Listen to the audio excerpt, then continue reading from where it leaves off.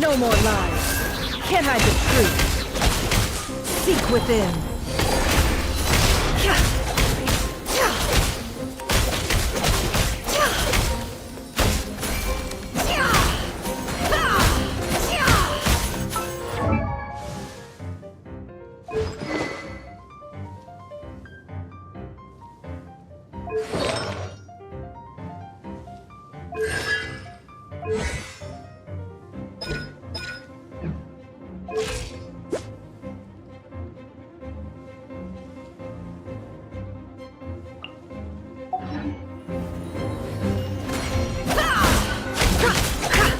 It all adds up. It all falls into place. Can't hide the truth.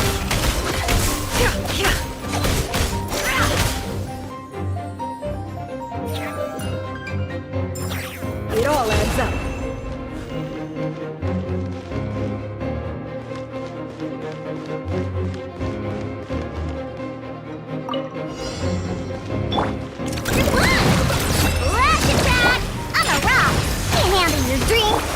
Forest, protect us with one heart.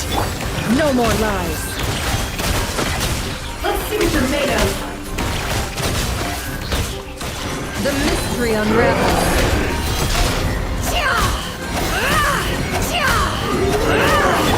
Look, the rainbow! It all adds up.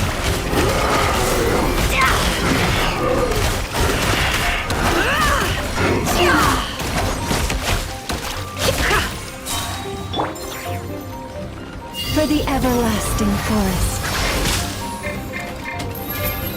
Receive my blessing.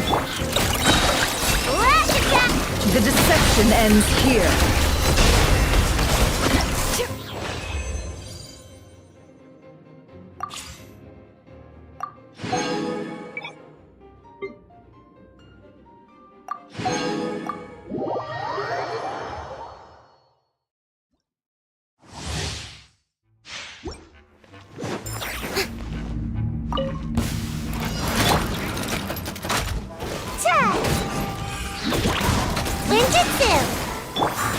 Yoo-hoo! Time to shine!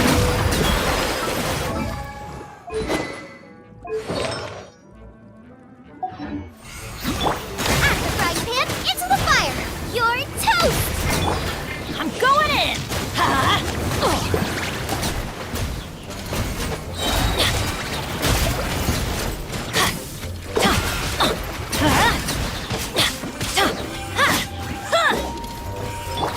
Strike a pose! Let the world collide! Everybody stand back! Hey, yeah! Boba, get them!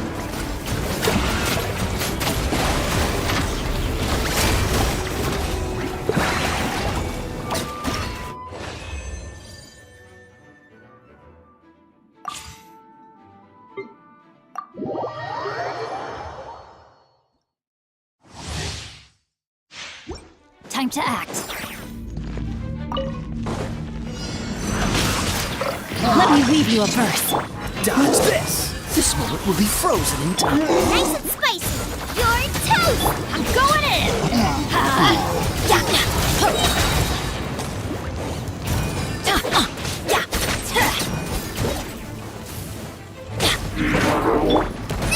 That really hurt.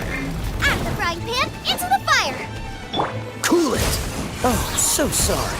Teamwork is dreamwork! Dodge this! Rain cutter. No, my sword. Eat this.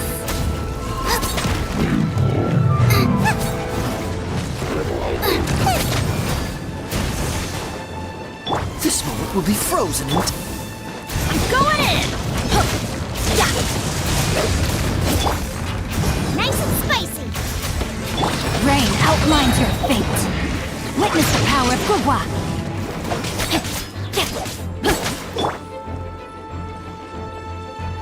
Teamwork is dreamwork! Cool it!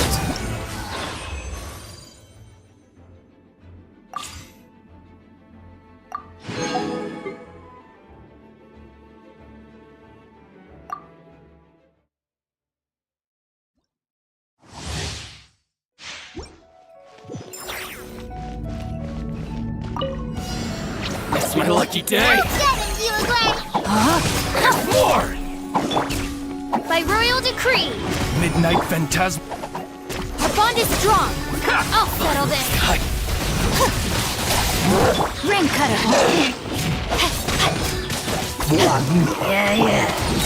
Stay put.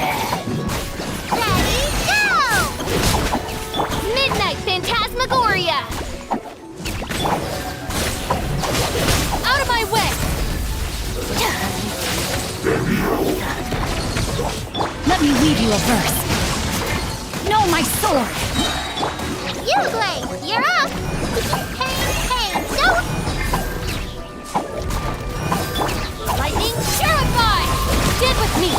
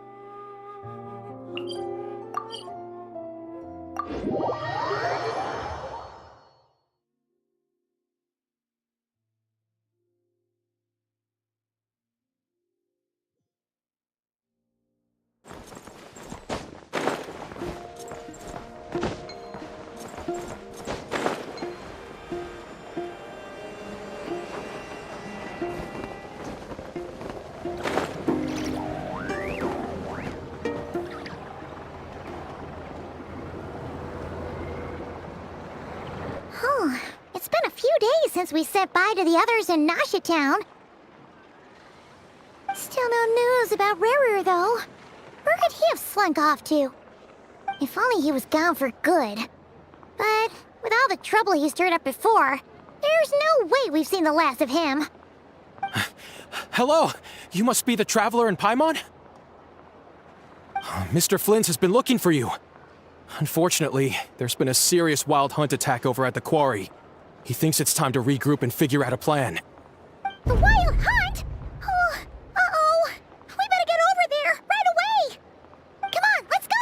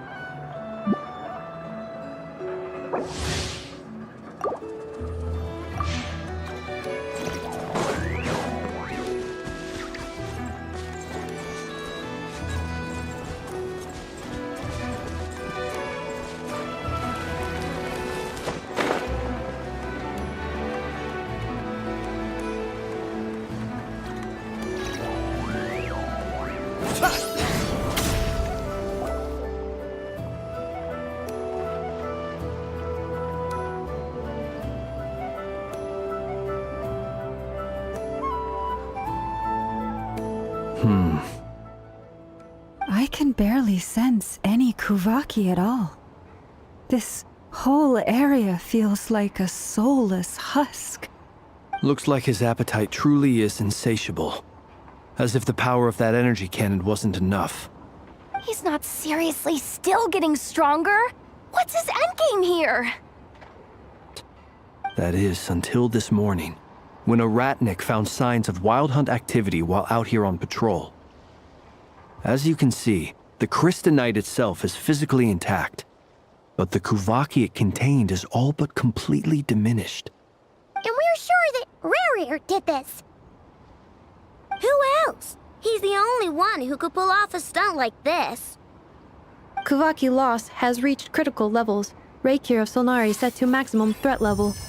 Warning, unless de-escalation measures are taken soon, he will pose a threat beyond our ability to contain. The consequences could be catastrophic. Traveler, do you remember when we encountered Rarir just after regaining his body? There wasn't a shred of sanity left. Nothing but madness and rage. Yeah, didn't he shout out a bunch of names? Then he started raving about how nothing in this world mattered to him. Oh, Paimon gets chills just thinking about it.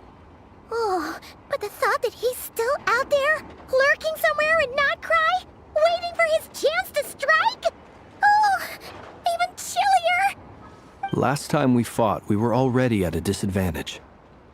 If he has such overwhelming strength, why would he suddenly go into hiding? Yeah, if I were him and I wanted more Kuvaki, I'd just take it by force. No point staying in the shadows. Unless something went wrong. His whole resurrection thing didn't exactly go smoothly. The other thing is, how does someone who's completely lost their mind still have the wherewithal to cover their tracks so perfectly? Beats me. According to certain medical studies, insanity does not always entail a complete loss of rationality. It may be that he is simply living in a world of his own. That actually sounds about right. He was ranting away to himself the whole time, like he had zero interest in talking to us. There are many unanswered questions here. He could be right under our noses, and we'd still be in the dark. Besides his name and title, we know little about him. Certainly nothing about his past, or what he might be hoping to achieve. Exactly. And we wouldn't even know where to begin looking. Even Boss hadn't heard of the Rahir of Solnari before all this. I'd be willing to bet that even if we gathered together every scrap of intel in Nodcry, we still wouldn't find more than, like, 3 useful facts about him. So, if we do nothing, he'll just keep getting stronger. But if we want to investigate him, we have no idea where to look. Last time we had Marionette and her big robo-buddy to help us, and we still barely held our ground. If we had to face him alone... Oh, Paimon's head hurts just thinking about it. What are we supposed to do against a threat this big? Well, I do have a little hunch about his next move. Given that he attacked the quarry, I'd say it's likely he'll target other places rich in Kuvaki. Somewhere like the Eye of Krati, or the Pillar of Embla. One thing's for sure. If we just sit back and let him keep absorbing Kuvaki, we really won't stand a chance against him. A perfectly reasonable hypothesis.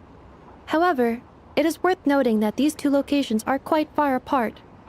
To investigate them both, we'll need to split up. I agree, we should split up. Right now, Rarir's goal seems to be gathering Kuvaki, not fighting us directly.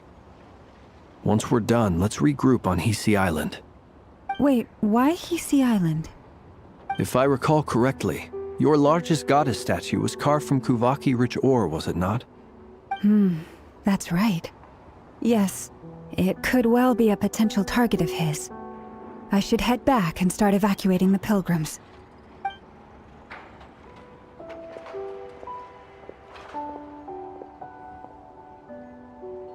Splitting up's always gonna be risky. But I guess we don't have much choice, right? We're in a race against time here. And if we do run into Rear, what then? That's when you follow the third rule of treasure hunting. Run like the wind. Didn't you say the third rule was go with the flow? I don't know. Did I? Anyway, whatever. In this situation, go with the flow means go find backup. Agreed. If anyone finds so much as a trace of Rerir, do not pursue him. Get out of the area and alert the rest of us as soon as possible. We need to put safety first. All right, we'd better get moving. Come on, Anetha, let's go.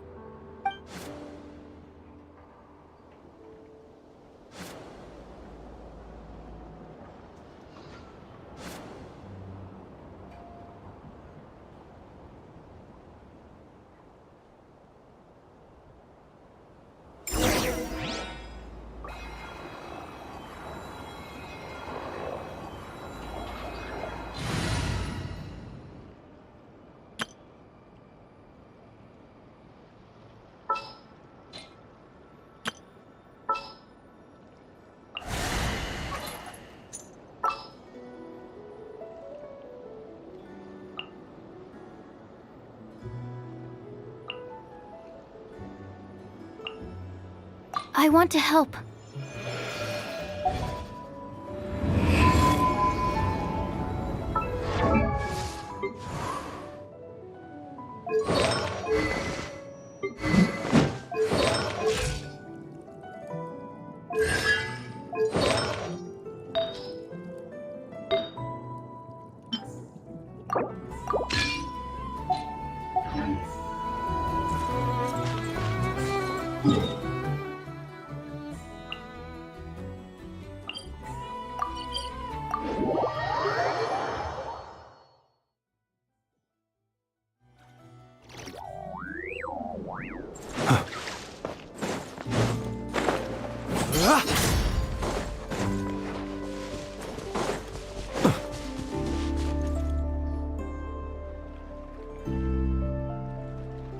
Any leads?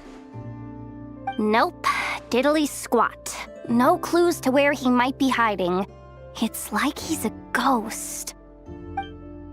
It feels like we're sitting on a powder keg that could go off at any second. Oh, I hate this feeling. I'd rather face him head on than be left hanging like this. So, you guys didn't find anything either? Not loving the word either. How about you, Flint's? I questioned a few Ratniki and eventually narrowed my investigation down to one suspicious individual. But by the time I got to his place, he was already gone. Almost as if he knew someone was on to him. Either that or he's just extremely cautious and doesn't stay in one place for long. He's been biding his time for a while now. The question is, where or what is his next target? No idea. Since regaining his body, he seems to have lost all interest in the fragment in my possession. If he did still want it, he's had plenty of chances to take it. All we can do now is hope that Aino and Anefa turn up some leads. Darn it, Rerir! If you've got the guts, come face me one-on-one! Wait, he's actually here? I didn't mean it! I swear! No, it's coming from Silver Moon Hall. The Lady Kutar might be in danger. Let's get over there, quick!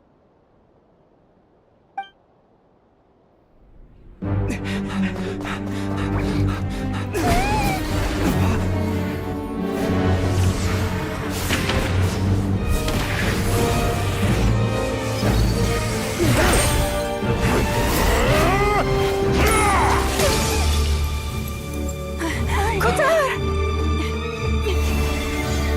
っ Kutar!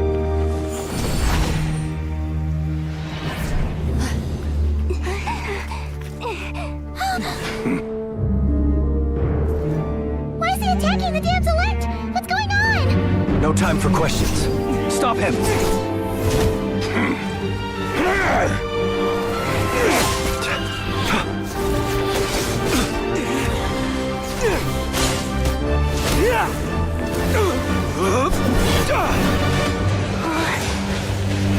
This is insane.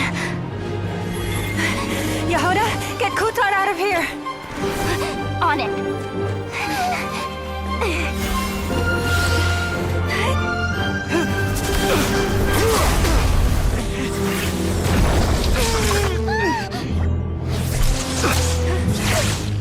Look where your feeble light has gotten you.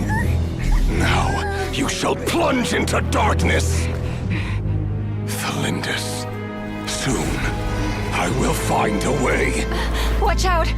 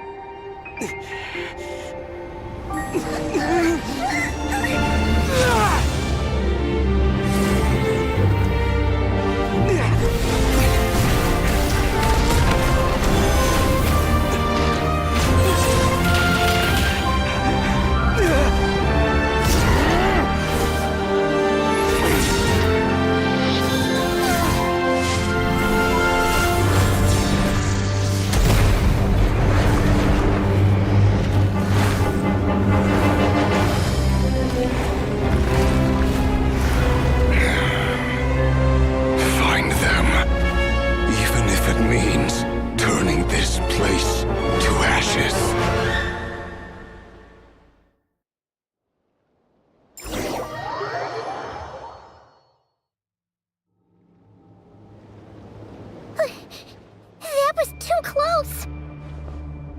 We barely made it out of there alive. What's that guy's deal? How'd he get so crazy strong? He's a threat to this entire nation. I doubt his strength could even be measured by conventional standards. I have a question. When me and Anetha showed up, we saw him chasing after this lady like he wanted her dead. What was that all about? We weren't there for the whole thing either. They were already duking it out by the time we arrived. Yeah, we didn't see how it all started. It all escalated so quickly, we had no choice but to step in. Kutar, can you shed any light on the situation? Kutar. Cross-checking database. I see. So you're the one that the Frost Moon Scions refer to as the Moon Goddess? Wait, she's the moon goddess? Oh, no wonder she looks just like all those statues. There are many reasons why people might worship the moon, and just as many why they might despise it. I've never met that person before, but there was no mistaking his deep-seated hostility towards me. Why he holds me in such contempt, I cannot say. But since he hunts the power of the moon, it's no surprise that I am a target. Kutar. There are many potential motives. For instance, you help the traveler escape his grasp. This could be his way of taking revenge. It is also possible that he covets the Kuvaki inside you and seeks to take it for his own. The list goes on. But right now, devising a counter-strategy should be our #1 priority. The likelihood of this location being discovered is close to 100%. A counter strategy? We don't stand a chance against an enemy like this. Surely our only option is to run. He's not gonna chase us to the end of the world, right? So as long as we can sneak out of Nodcry undetected. No, I can't say that. Come on, Yehuda, this is serious stuff. You can't suggest we all just chicken out. Running is our only option. Huh? You seem surprised, but what other choice do we have? We are facing an enemy we cannot possibly defeat in battle. Well, I mean, yeah, but still. It's not too late. I can distract him, so you have plenty of time to make your escape. Wait, what? You're gonna act as bait? Doesn't that make sense? I'm the one he's after. There's no need for you to risk your necks on my behalf. A coyote doesn't stop for bypassers while it's howling at the moon. What is it, Loma? The Frost Moon Scions have already grown accustomed to life without their goddess. My presence here is no longer essential, and this is not my home, so you needn't ask me to stay. We can't just roll over and let him get away with this. That's not our style. Yeah, we can't just call it quits after everything we've been through together. Besides, she'd pretty much saved my life back there. If I just ditched her now, I'd never forgive myself. We can't overlook that you have saved our lives multiple times now. To talk of returning the favor would be a little crass for my liking. But suffice to say that we are friends, and friends look out for one another. River's true objective remains unclear. Even if we were to sacrifice Miss Kutar, there's no guarantee he would stop.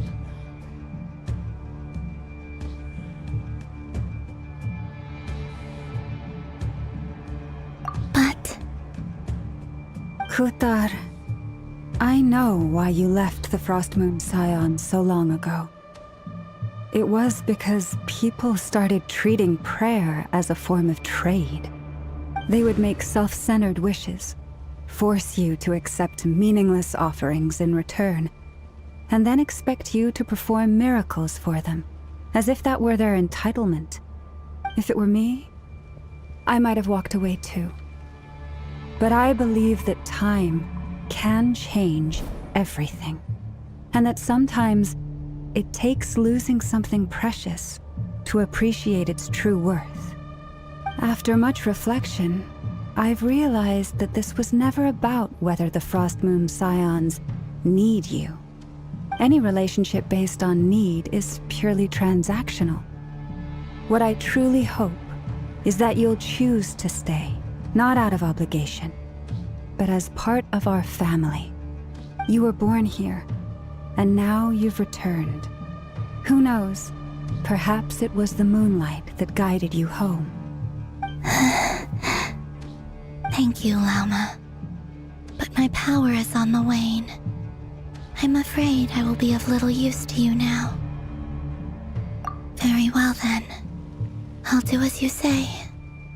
Both times you saved us, we were transported across great distances in an instant. Is that one of your powers as the Moon Goddess? It is, but I find it very draining. I barely managed to pull it off just now, and it will be some time before I'm strong enough to do so again. Rejected by the world, my power is dwindling. Like a lake cut off from its source, slowly shrinking away. Now, it has almost run dry. What do you mean, rejected by the world? The three moons belonged to the ancient bygone era in which they came into being. From the moment I was born, the world itself has been steadily sapping away at my strength. The three moons are not one and the same. As the goddess of the Frost Moon, I cannot wield the powers of the other two. Yet moonlight has a way of blending together. Each can reflect the other's glow.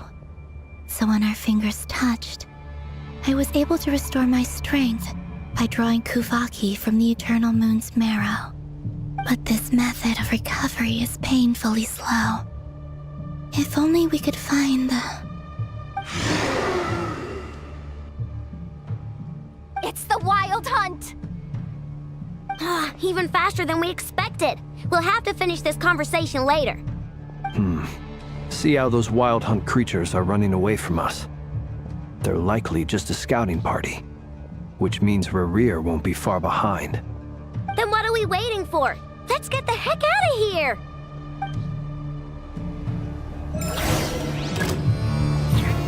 Branches a song. No flaw! Ultimatum protocol. Oh, they just keep coming! This is driving me nuts! The rear's closing in on us. We need to pick up the pace. There's too many of them! And this time, we can't fall back on Kutar's house to escape! If this goes on much longer...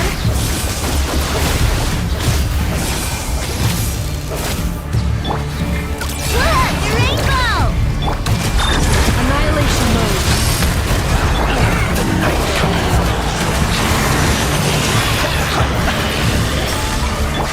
With one heart, we pray. Flash attack! Installation chamber deployed. Observe. Close your eyes.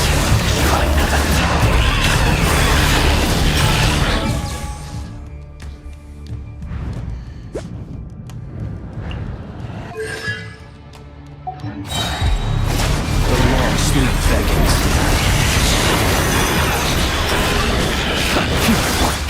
We pray last land for the everlasting forest. Look! The rainbow! Defensive mode engaged. Preparing for gusto. Observe. Night falls. Beware the creatures of the night. Leave this place. By the frosting of old. Annihilate.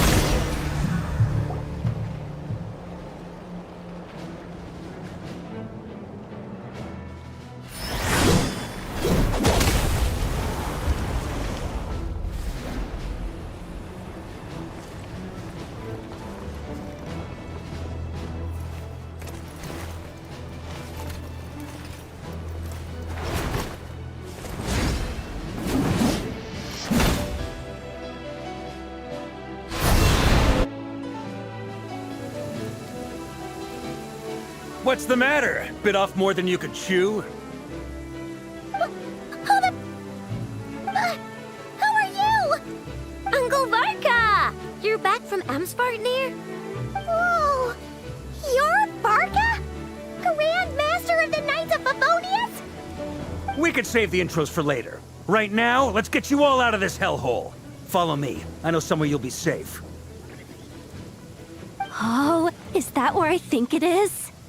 That's the one. Come on, move! There's no time to waste.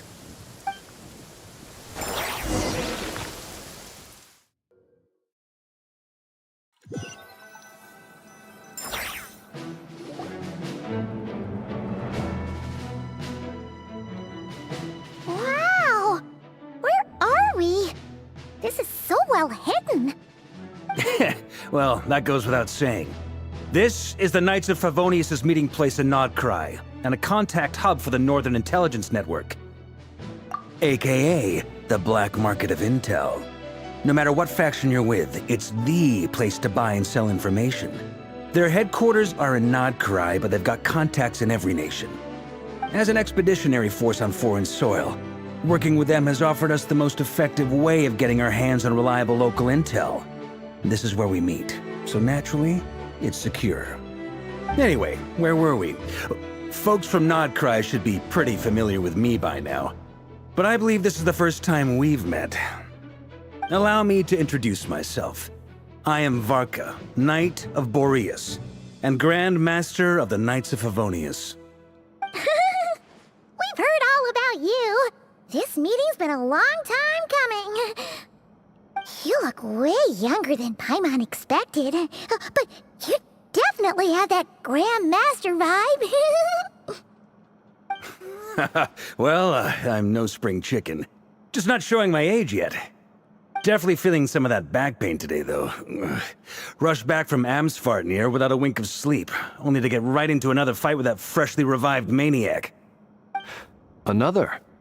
You mean you fought him before? Yep. He wasn't nearly as strong back then, but he was still a formidable foe. I brought some of the knights along to give him a little surprise, but he saw us coming from a mile off. My squad took heavy injuries, and I barely made it out alive myself. We knew it might have been our last chance, so we staked everything on it. But still, it wasn't enough to stop him.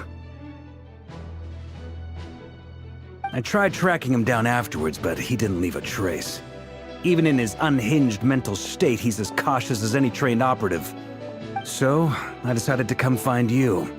And as luck would have it, turned up to find you being ambushed by the Wild Hunt. The rest, you already know. Is that why he's been frantically absorbing Kuvaki these past few days? Because he sees you as a threat?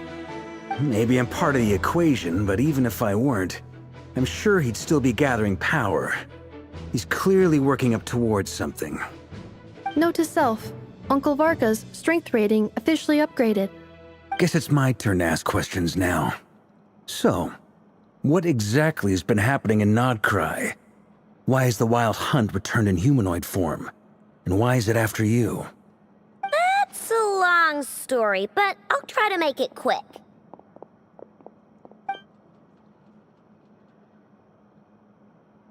Wow, I had no idea so much had happened. Sounds like you guys have really been through it. So, the Kutar is actually a Fatui Harbinger.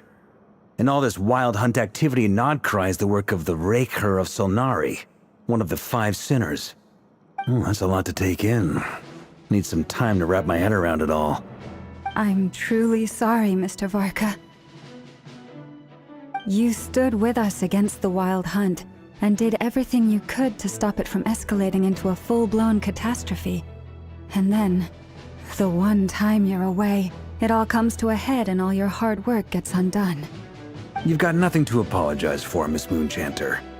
You can plan 100 steps ahead and still slip up. That's just life. No one knows what tomorrow holds.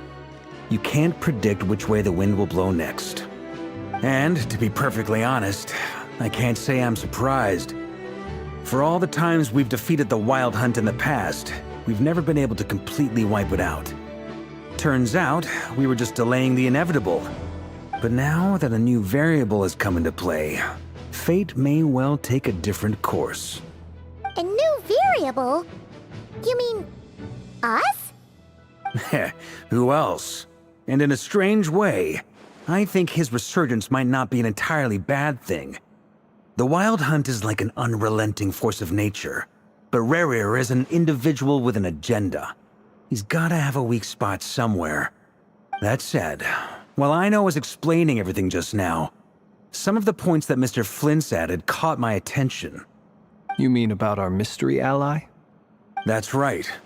From what you've said, not only did they lead you straight to some key files, they also shielded Hisi Island from a lethal Kuvaki blast.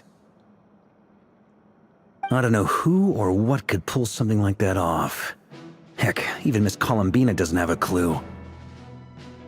I hadn't heard the story about those files. Would you mind repeating their titles for me?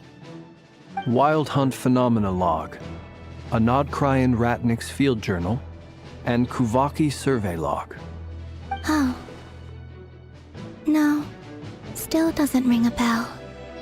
Another dead end. Guess all we can do now is hope that our mystery ally keeps showing up when we most need them. Still, it's safest to assume they won't be intervening again. From here on out, we'll have to resolve this crisis by ourselves. Your intel also explains something else I've been wondering about. The reason I led my team to Amsfarnir was because we'd had reports about a possible source of the Wild Hunt showing up there.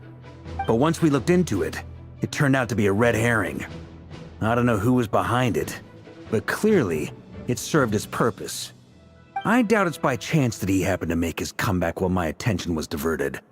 And from everything you told me, it sounds like his scheming began well before his return. So maybe luring me away was all a part of his plan. But is it even possible that he orchestrated all of this by himself? The Moon Maiden and the Raker of Solnari, Nodcry of all places. The way everything is unfolding, it can't be a coincidence. So, what do we do now? Got any ideas? Right now, we've got at least 3 things to consider. Let's go through them one by one. First, we need to figure out how to take down Rerir. If we can't beat him in a straight-up fight, the rest won't even matter. To my knowledge, the bulk of Nodkrai's fighting force is already gathered here. But even with everyone united, we're still no match for Rerir in his current state, let alone with his power still growing. What if there was a way to tap into a new power of our own? How so? Have you thought of something, Columbina? 3 moons once watched over this world. The Eternal Moon was the largest. The Frost Moon was the brightest. And the Iridescent Moon was the most mysterious. They say that back then, the 3 moon goddesses wielded immense power. Enough to shape the workings of the world itself. I now bear the Frost Moon's power, and the Eternal Moon's marrow resides within the Traveler. Hold on.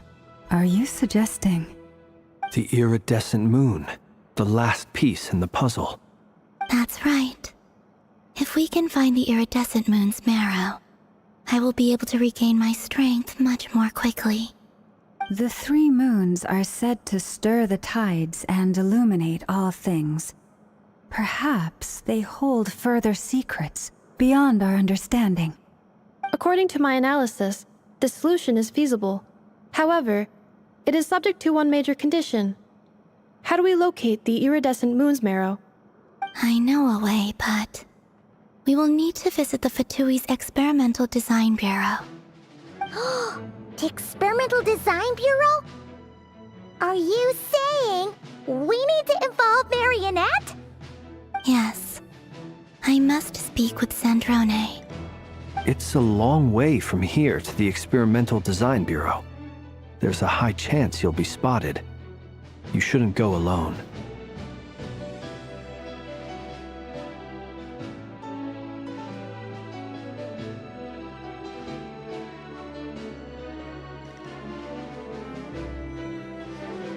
Then that's settled. Next up, our second priority. Somehow, we need to figure out Rerir's end goal.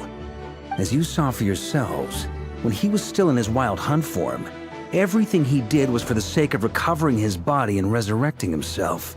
His first act since then, after laying low for a while, was to try and assassinate this young lady. People's obsessions often reveal their greatest vulnerabilities. There must be a reason why he despises the moon so deeply. Perhaps it sheds some light on his title, the Raker of Solnari. The Wild Hunt has plagued Nodkrai for centuries now. If we want to stop it for good, we have to get to the root cause of what's driving it. It's true. We still know very little about him. If Kuthar hadn't given us that lead, we wouldn't even know his name. But where would we even start? I doubt even the Intel Queen of Nodkrai has a clue, and she has info coming out of her ears. Oh? That's a rather hasty conclusion for someone who's so painstakingly meticulous when it comes to dealing with machines. Ah, she heard me.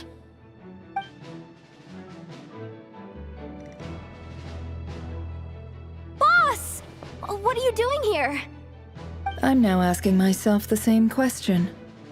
I received a letter from a humble knight of Favonius, requesting a meeting to discuss a major business deal. But it looks like this humble knight had something else in mind. Details, details. Miss Sneffer, the important thing is that you've arrived at the perfect time. Since his failed ambush, I've been racking my brains trying to come up with a plan to fight Rerir. Given the severity of the situation, I think it's fair to say that our only chance lies in uniting as one. And I'm talking all the factions in Nodkrai. We can't do this without the Curatorium, but I knew it'd be a tough job to win you over. So, I took the liberty of reaching out for a little chat. Wait a sec. How did you even hear about this place, Nefer? Didn't you say this is meant to be the Knights of Favonius' meeting spot? And a contact hub for the Northern Intelligence Network? And isn't it supposed to be super hidden? You really think he could have gotten settled in Nodkrai without my help? Besides, I'm the one running this gig. Of course I know where the meeting place is. Allow me to introduce the current head of the Northern Intelligence Network. If it's intel you're after, she's your woman. Pretty much seen and heard it all. Please spare me the flattery. Let's cut to the chase. Seems like you've run into some trouble, huh?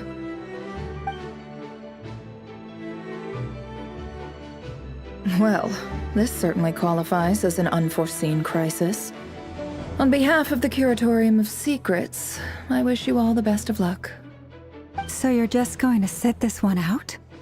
Why should I get involved? What could possibly be in it for me? What if we told you we can't do this without you? Oh? Then I'd say, you'd better make it worth my while. I don't work for free. I can't put a price on something like this. It's just not in my nature.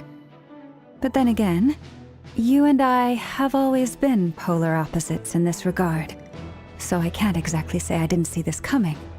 If you insist on compensation, I will pay you. Consider this a formal commission. Sound fair? You just don't give up, do you? Too bad. I know you well enough to know you can't afford my prices. The riskier the job, the more it'll cost. And a moon chanter's stipend isn't exactly generous.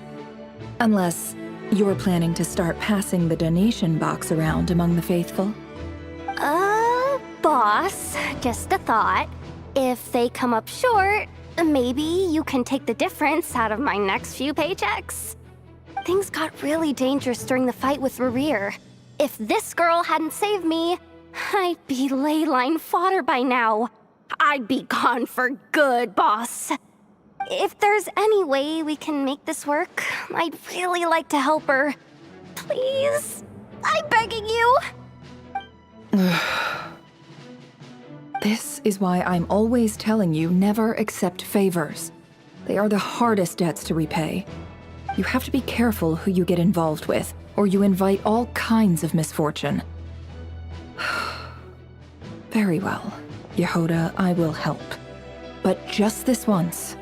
Don't count on this happening again. Flynn's, that fragment that Rerir was after, do you still have it on you? Of course. Let me borrow it. I need it to follow up on some leads. Wait, you actually have some leads? Shh. This is top secret information. I get it. We all have things we'd rather keep to ourselves.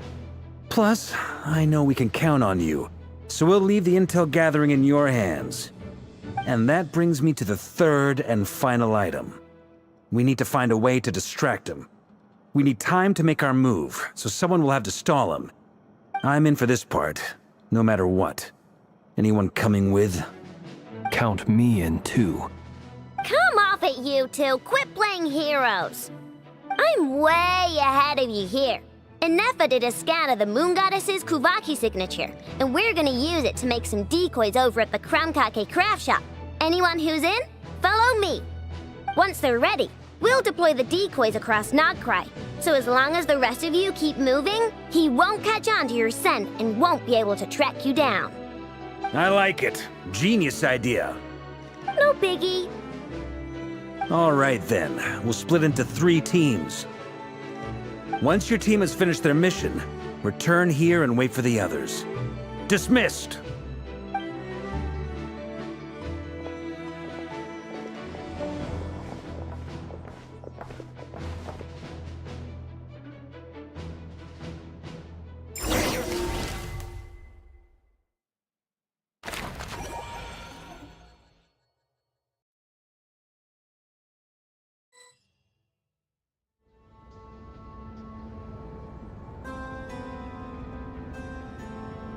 Lady Damselette. Wait, and you two? What are you doing at the Kuvaki Experimental Design Bureau? We've been doing our best to mind our own business lately. But if you're just gonna waltz up here like this, you're seriously pressing your luck. Don't blame us for doing what we have to. Huh. You really think that's gonna scare us off? We're not looking for any trouble. I just want to see Sandrone. Do I need to remind you that you're still a wanted fugitive for deserting us? Out of consideration for our former ties and the crisis we're all up against, we'll let you leave in one piece. But don't even think about trying to get inside. Let them in. But... Are you going to make me repeat that? No, my lady. Sandrone seems to be in a good mood. Must be maintenance day.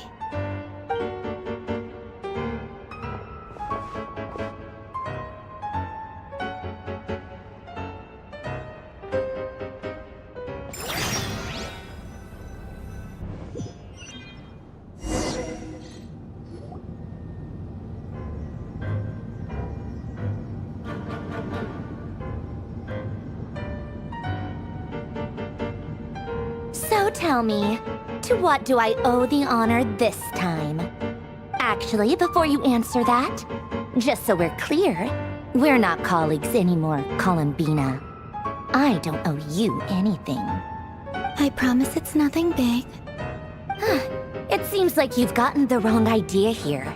The only reason I let you in was because I was bored. It seemed like a way to kill some time and satisfy my own curiosity. Whatever miscalculations I may or may not have made in the past, I haven't lost the plot enough to even consider sticking my neck out for your sakes. I'd like to speak with Arlecchino. What? Huh? You mean the knave? I'd like to speak with Arlecchino. Is she in Nodcry? No, she's not. Once the work on this facility was completed, she went back with the Rooster and Regrator. The only ones in Nodcry are me and... What is it you need to speak to her about anyway? Rerir is hunting me. If I'm going to face him, I must first retrieve the lost moon.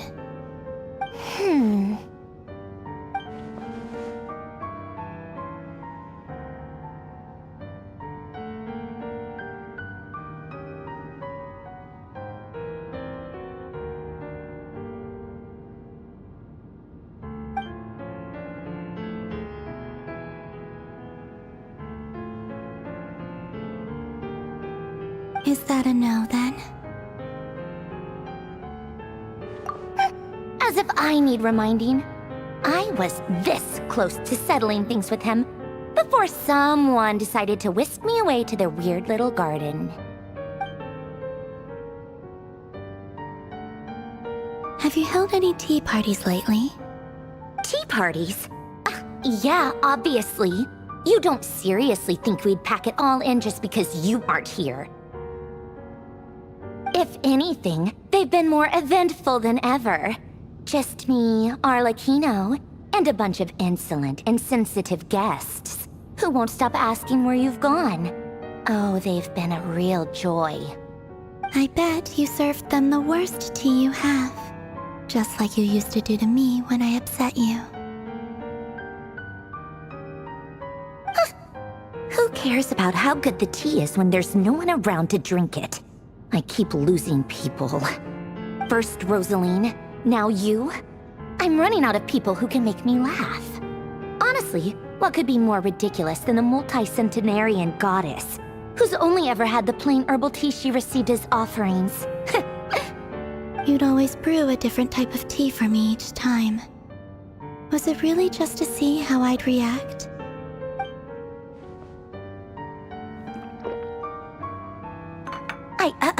Well, duh. Why else? Watching you squirm was practically my only form of entertainment.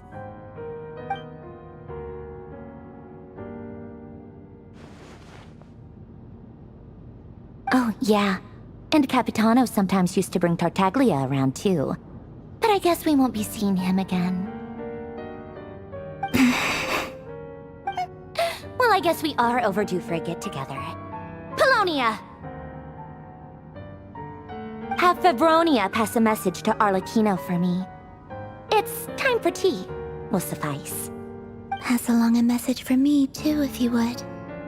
My body cannot contain the marrow of 2 moons, so I'll be leaving one of them in her care. Excuse me? Who said you were on the guest list? If my tea meant that much to you, maybe quitting the Fatui wasn't your brightest move. Back when you were under the Tsaritsa's protection, no one would have dared come at you so openly. But that protection didn't come for free. In fact, I paid dearly for it. At the end of the day, it was just another transaction. I just got tired, that's all.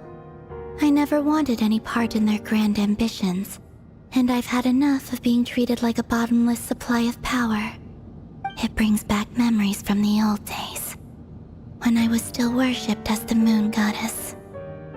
Centuries on, it may be a different group of people, but I see the same greed in their eyes. I figured you'd leave eventually. You didn't have as much of a reason to stay as I do. The Tsaritsa gave you shelter and protection, but that was it. Nothing more, nothing less. Meanwhile, the Fatui demanded everything from you in return, until it was more than you could bear. I get why you left. And frankly, I have no interest in dragging you back just because the higher-ups told me to.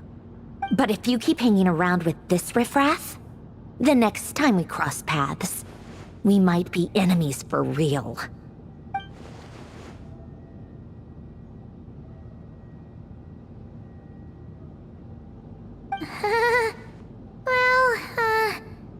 Guess that's our cue to leave? That might be your plan. But it sounds like someone else wants you to stay a little longer. Huh? What do you mean? Listen.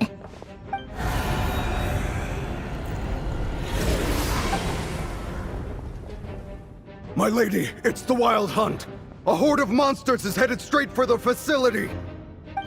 Another uninvited guest trying to crash my tea party. Clear the area! I'll handle this. Wait, what? You want us to leave you here by yourself? You'll be lucky to make it out of this alive. You really think you can afford to worry about me? Go on, get out of here. You may have stopped Polonia from crushing him last time, but I've made sure that won't happen again. The entire Experimental Design Bureau is rigged for war. Stay and watch if you want, but it'll be at your own risk. You're not flagged as friendly. Don't tell me what to do! Look, if you're leaving, make it quick, or you'll just get in my way. There's a secret passage on the second floor. It'll take you right to the plains out back. Stare all you want, Columbina. You're not getting another invitation to my tea party. I know. But thank you anyway, Sandrone. This is exactly why you shouldn't hang around with those people. All their melodrama and sentimental nonsense is rubbing off on you.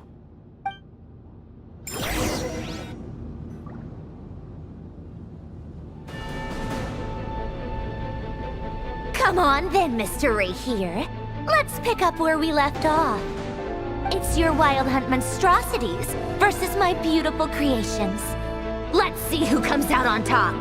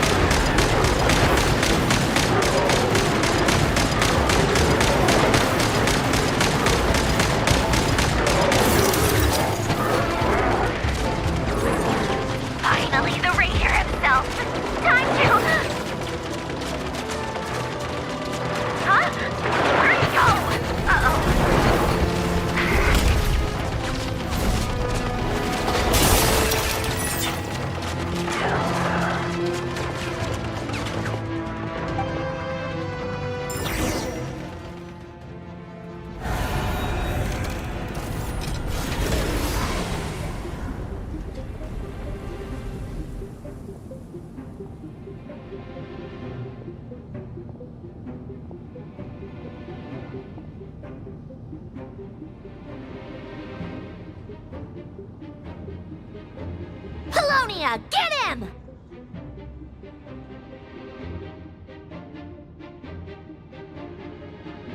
I've upgraded Apollonia again since our last encounter, and uploaded every last scrap of your data. So let's finish this, once and for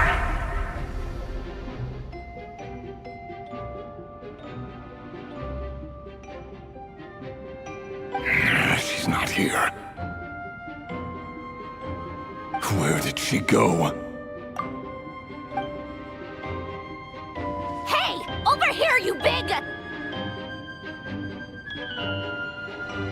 Cursed moon. Go. Keep searching. She cannot have gotten far.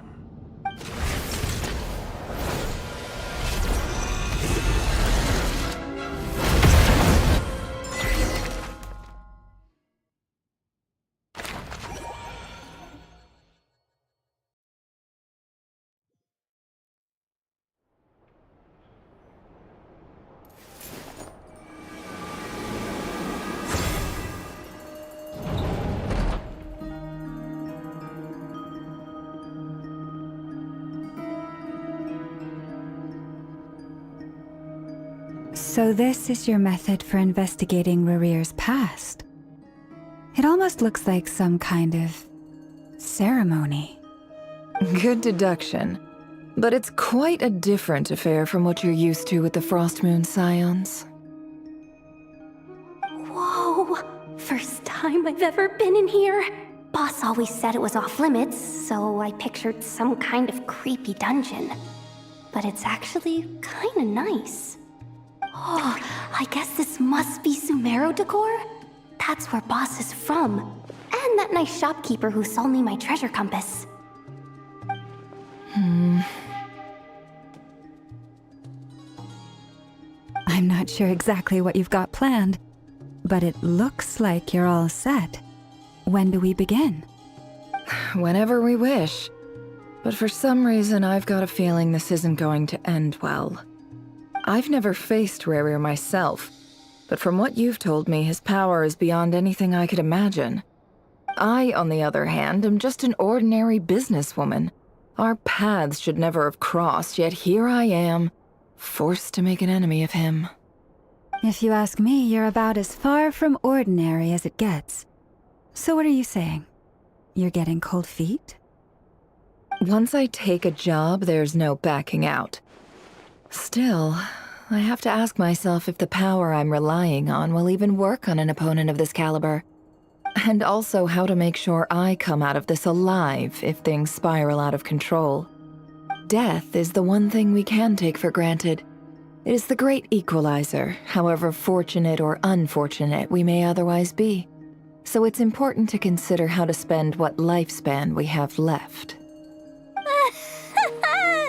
Come on, boss. Lighten up. Quit talking about death.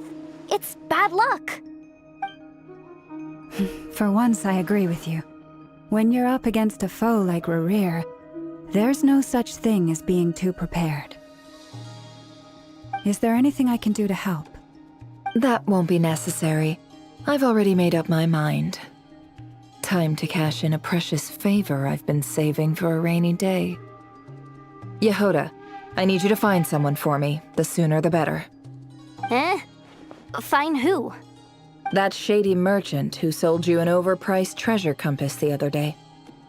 Come on, boss. You're pulling my leg again. In what way is she shady? She showed up when I was completely lost and sold me a neat little gadget that was exactly what I needed. Trust me, she's a good person. Anyway, I know who you're talking about. Don't go anywhere. I'll be right back.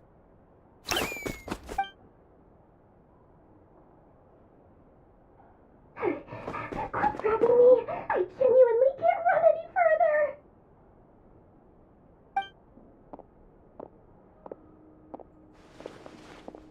Hey, aren't you? What is it? What's the big rush? You dragged me out of a dream where I was literally swimming in Mora. I'm charging double my usual attendance fee.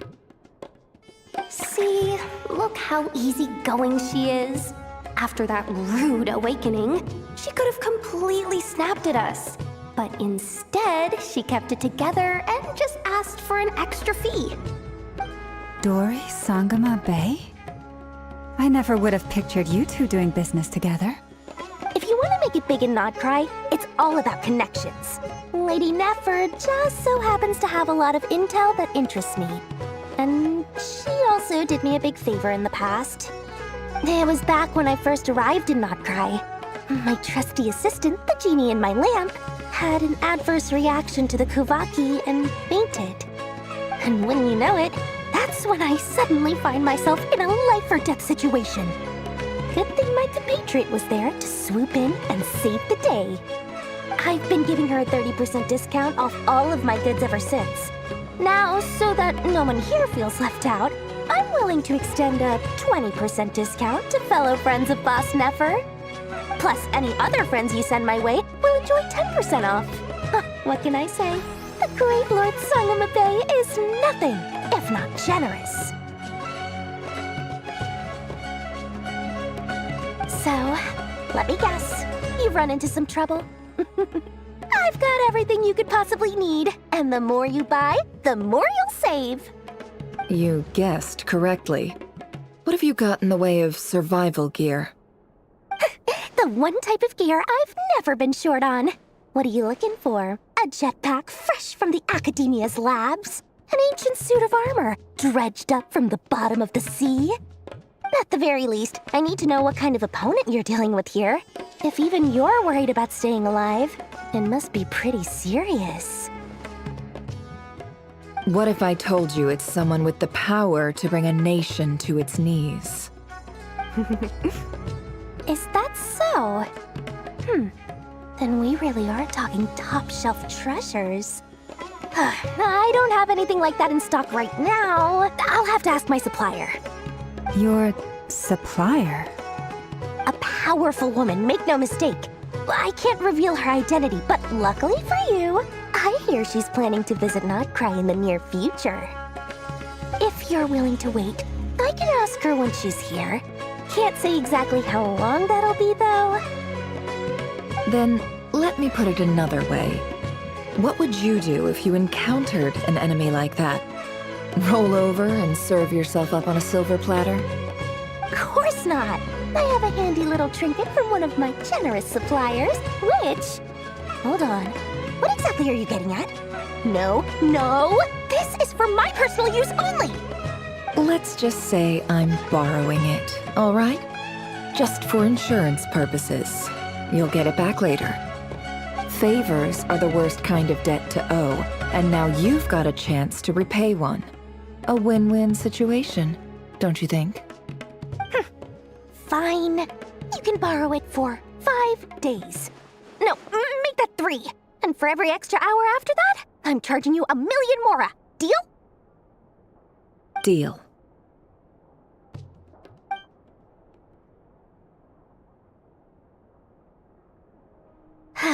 What a way to start the day. Now, was there anything else you wanted? Or can I go back to bed now?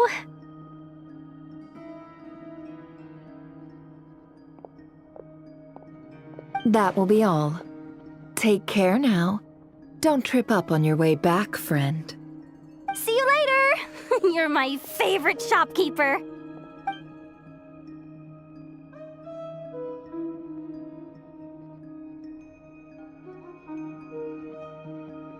Excellent. Everything is well and truly ready. The ceremony can now begin. After initiating the ceremony, your minds will follow me wherever I go. You will see many strange things in your mind's eye. So remember, don't be frightened, and don't make a sound. Now then, let us peer into the Raker of Solnari's past.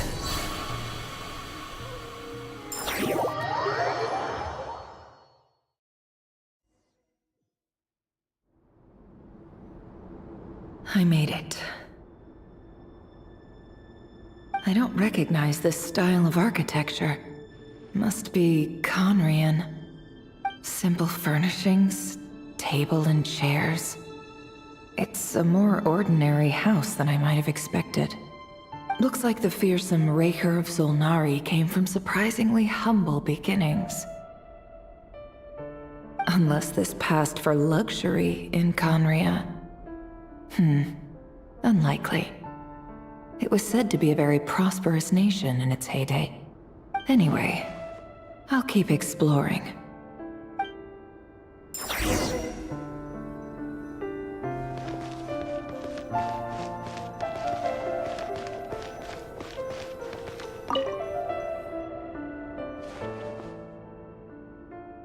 Hi, River. Since you're working extra hours tonight, I thought I'd keep myself busy by checking out that new kebab shop. I've heard good things about their menu. I'll test it out, and if it's as good as everyone's saying, let's go back together sometime. P.S. New stash from the Universitas Magistrorum. I brought some goodies home. A few teacups and a pin rack. Hope you like them. They didn't sign their name, but they must have been close. Sounds like they were living together.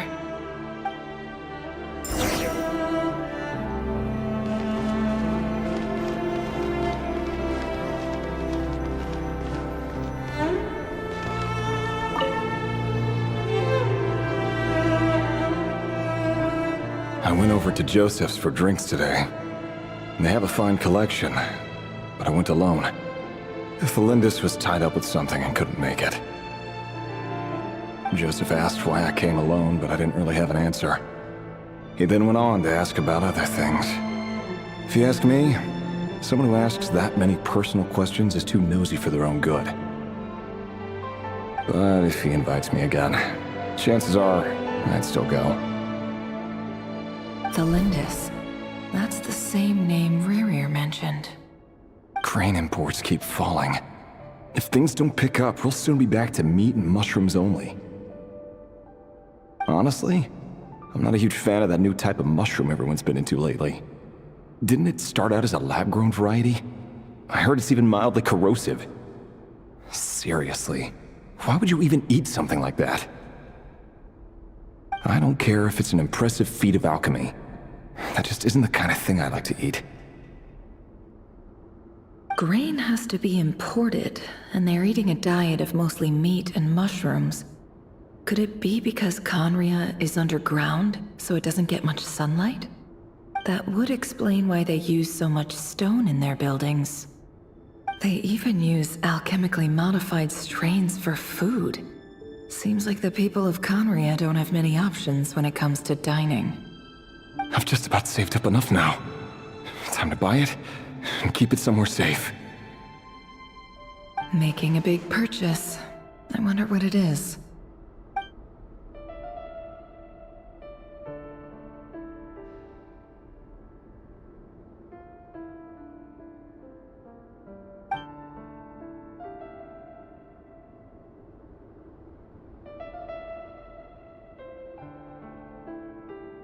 He really is a professional.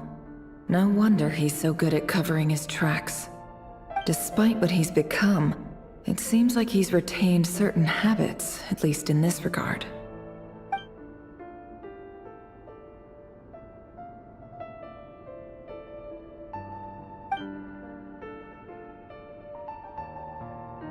Did Rerir rip it out himself?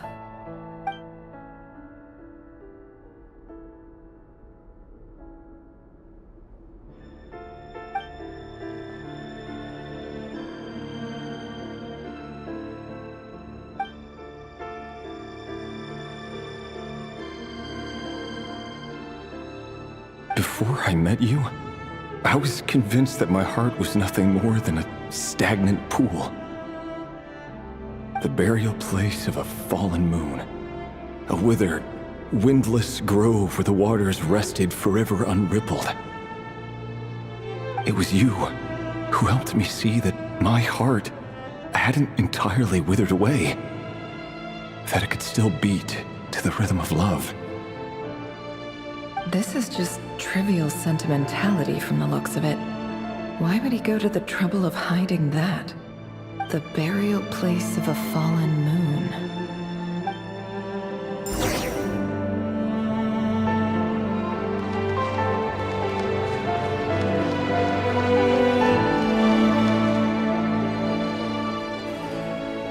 Reverie, over here.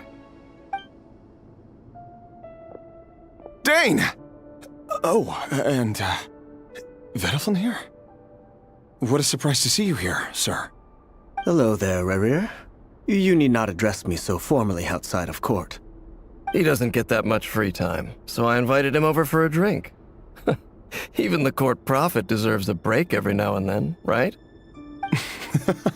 Well, I'm flattered. So, what are we discussing today? Hey, don't look at me. As far as I see it, we don't need an excuse to have a few drinks. Come on, don't give us that. Didn't you say you were about to pop the big question? How's that coming along? Who'd have thought the great Twilight Sword was an even greater gossip? I just didn't expect you to be the first one to settle down and get married, that's all. Yeah. If you told me that a few years ago, I wouldn't have believed you either. So, are you planning to come clean about your job then? I'm guessing you still haven't told her. Sure, I'll have to tell her at some point. But I'll need to pick the right time and place. To be honest, I have no idea how she'll take it. Come on, stop being such a pessimist. For all you know, she could be thrilled. I bet she'll be much more impressed by your actual job than the one she thinks you're doing now. A member of the King's Guard. Quite the cover story. Does the king himself even know? Of course he does. Anyway, enough about me. How have you been? Me? Same old, same old. Nothing much to... Huh? What's up, Ved?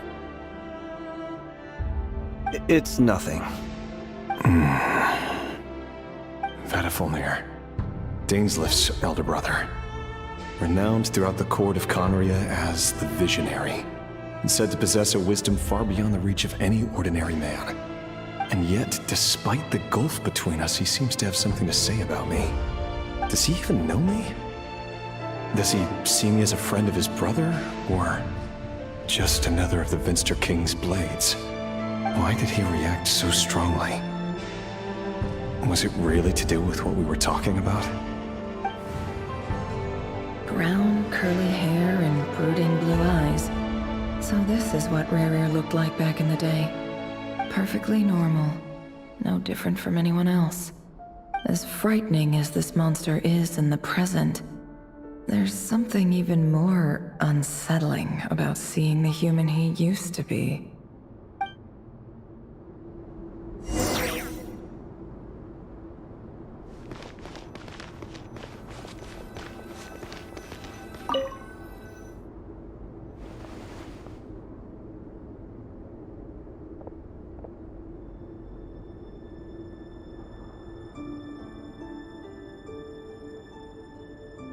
Felindis? You're back early? Our equipment's being serviced today, so I got off earlier than usual. How's your day been? Aw, why the long face? Is something the matter? Has your boss been giving you a hard time again? Went for a drink with Dane and the others after work. Isn't that a good thing?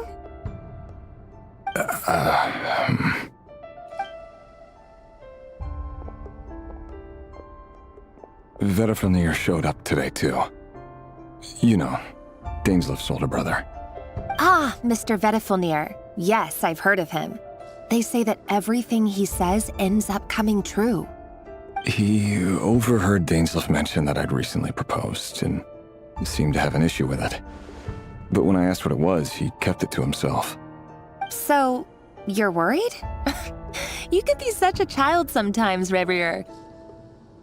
We're nobodies. Why would the Visionary be concerned about us? I'm sure someone in his position has much bigger fish to fry. Maybe you're right. You worry too much, Rarier. We've been together for ages now, and everything's been going so well, has it not?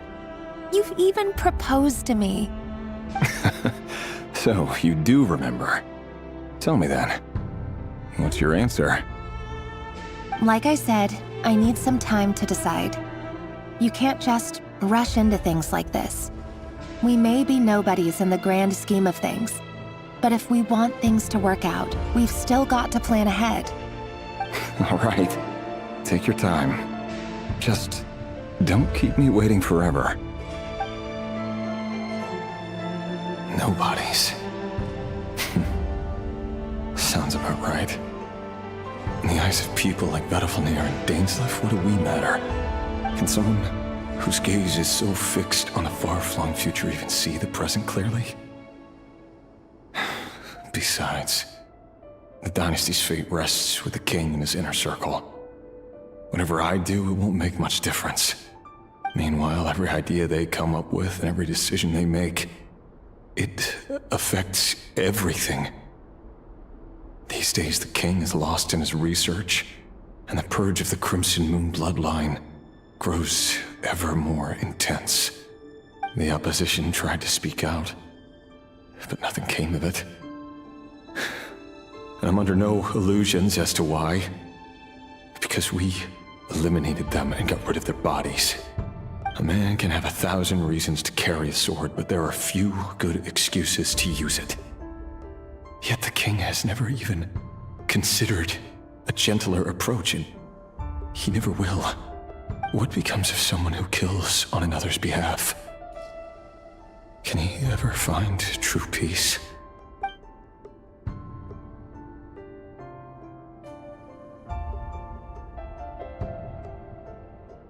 Thelendis?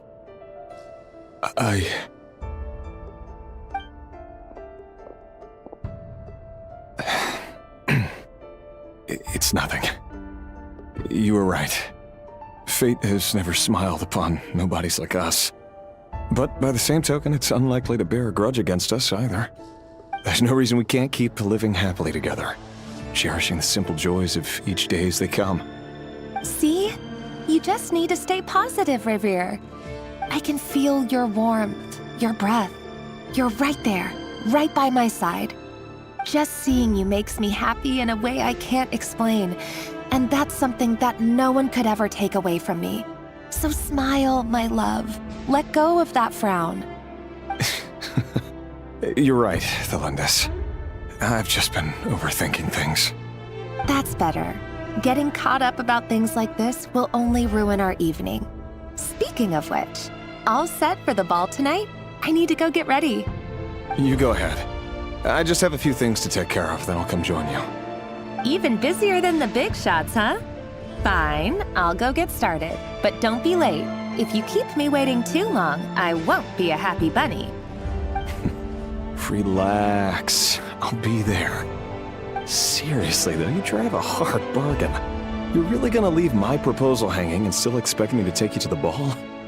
Well, that goes without saying. I already told everyone I'd be coming with a dance partner. Besides, they're two completely different things. Let's take it one thing at a time, all right? All right. White outfit it is. It seems like Rarier was deliberately hiding his ties to the intelligence services by giving the impression that he was just an ordinary member of the Vinster King's Guard. He clearly doesn't want his would-be fiancée to know about his other life. Then again, that's hardly surprising. People in the intelligence trade rarely do. Who'd have thought we were in the same line of work? Let's dig a little deeper.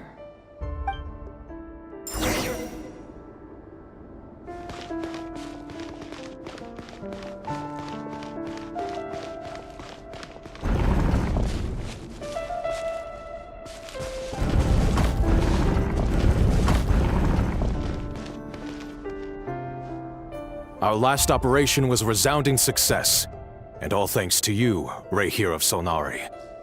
In total, we apprehended 32 dregs of the Crimson Moon, and 67 accomplices.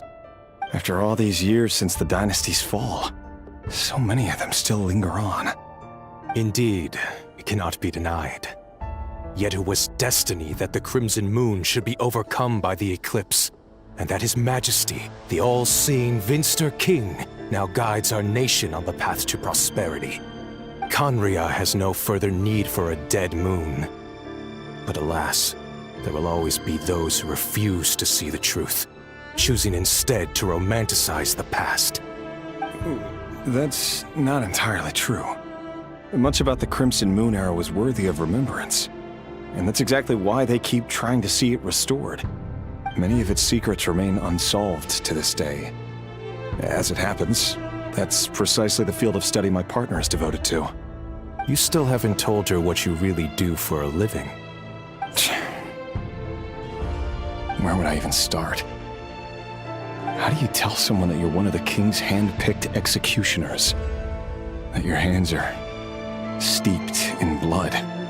You didn't choose this life, any more than I did. Orphans like us don't get a say. But I'll sure as heck be the one to pay for it.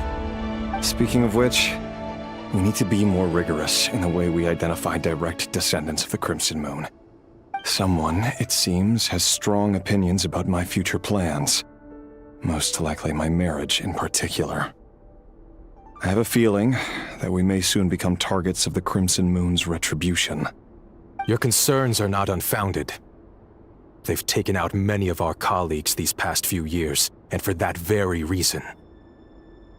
These are no helpless lambs we're leading to the slaughter. They're wolves in sheep's clothing. Take care, Rayhir of Solnari. I look forward to toasting you at your wedding. Thanks, Thorkel. You look after yourself, too.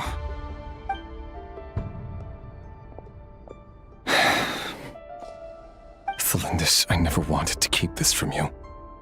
You're the last person I would ever want to lie to. But that's exactly why I can't tell you everything. There are things you shouldn't know. Things you cannot know. The moonlit dynasties are a thing of the past. Yet even now, with the sun shining high in the sky, there are those who would call forth a dead moon's ghost. Could that be why Vedalfnir held back? Or was it because of some court secret he's not at liberty to share? I have to get a clear answer from him. No matter what happens, I will protect Thelindis.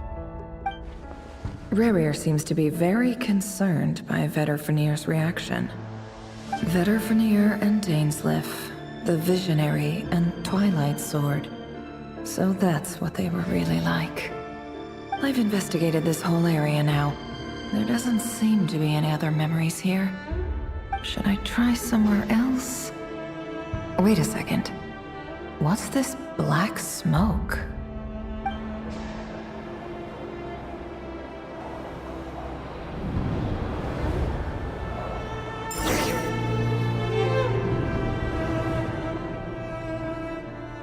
So, he's late after all. Just you wait, Rerir. You're in for it. Big time. Are you waiting for someone, ma'am? Could I tempt you into buying some flowers? Oh, sure. Pick me out a pretty bunch if you would. Thank you. But I'm afraid none of them are as pretty as you. For someone so young, you sure have a way with words, don't you? I'm only telling the truth. Look me in the eyes. You'll see I'm not lying. May we have a word in private? Who are you? And what do you want? It doesn't matter who I am. Too many of our kind have fallen lately, so I decided to take the risk of reaching out. Not long ago, the Rayhir of Solnari led an assault on one of our strongholds. We suffered many casualties, and many who came to our aid lost their lives as well. Sorry, I don't know why you're telling me this. And I don't want to get involved. Wait, hear me out. This time we finally got a clear look at his face and learned his true identity. His name is Rayhir, and he claims to be one of the King's guards. What did you say? A cruel irony, isn't it? The man you're set to marry leads a double life as a brutal executioner. But surely, you must have caught a whiff of the blood on his hands. Why are you telling me all of this now? Simple. It's because... How strange. Rerir was nowhere to be seen in that memory. It clearly belonged to the Lindis. Rerir couldn't possibly know what happened if he wasn't even there. Why would her memories appear in his fragment? The ceremony won't last much longer. I think it's time to call it a day.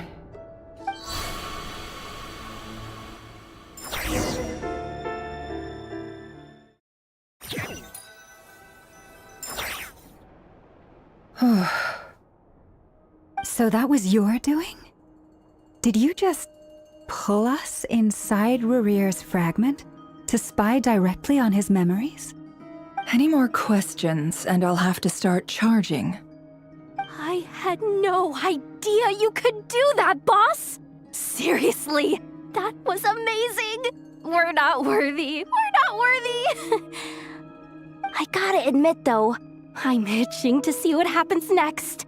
Feels like we barely scratched the surface. I'm just as curious as you are, but the ceremony only allows for limited time inside. That's all we can see for now. Luckily, we managed to learn quite a lot. So far, so good. I just hope the others are doing okay too. Especially the group with the Traveler. Their mission is a risky one. Let's hope it's all going smoothly. If you're worried about them, go see how they're doing. If I know Boss, she's gonna need some time to write up all the details and make sure it's all coherent. I'll stay behind to lend a hand, but feel free to head back and meet up with the others.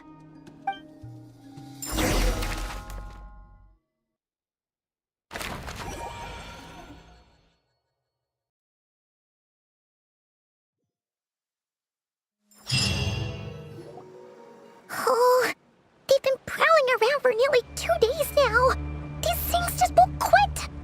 Oh, they might not have seen us yet, but with them constantly sweeping the area, our way out is completely blocked. Oh, that's never gonna work. One little slip up and it's game over. If they spot us, they'll run straight back to Rerir. And once he knows we're here, it won't be long before he's breathing down our necks again.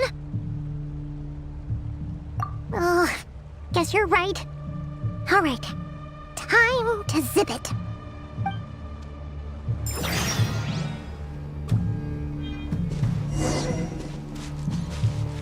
Quick, hide! We almost got spotted!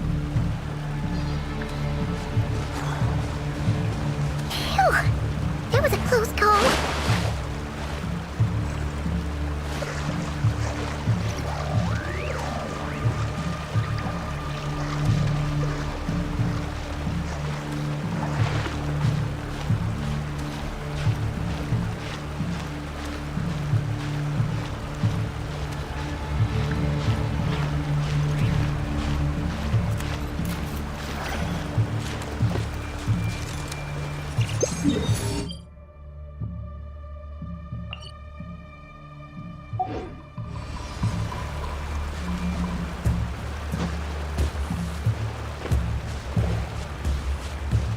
Watch out! He's coming this way!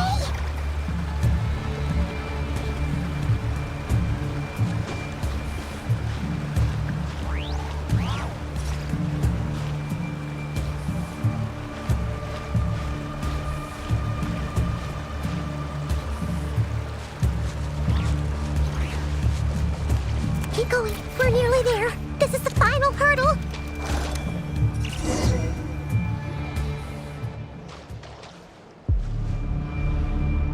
Oh, there's no end to these things.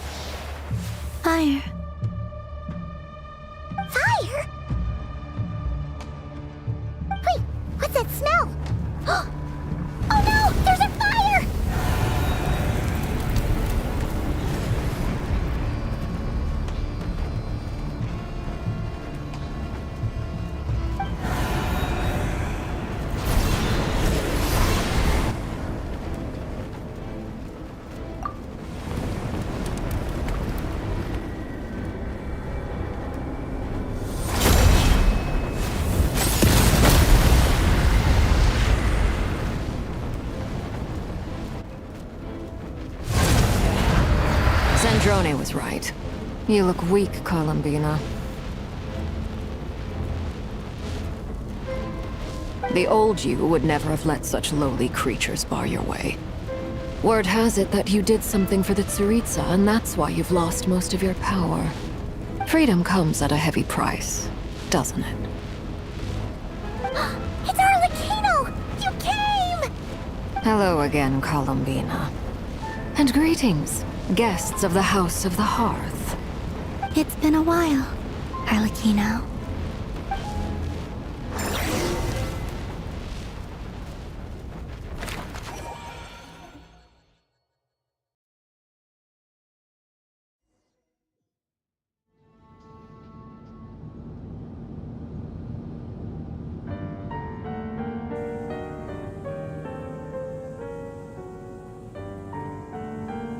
Stupid right here of stupid Solnari. Ugh, whatever. I've got all the data I need. Next time we meet, you're finished.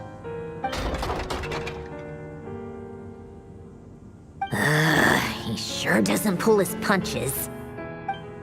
Excuse me, do you need a hand? You can do me a favor by staying out of my way. Can't you see I'm busy? Wait a minute. I recognize that voice. Hello, Miss Sandrone. Father sent us over to help. How considerate of her. Hey, Fremine, get over here and help me fix this. Lenny, you do your thing. Just keep your sister away from my machines. Nearly every machine that cat girl touches ends up going haywire. Go put her on cleaning duty or something.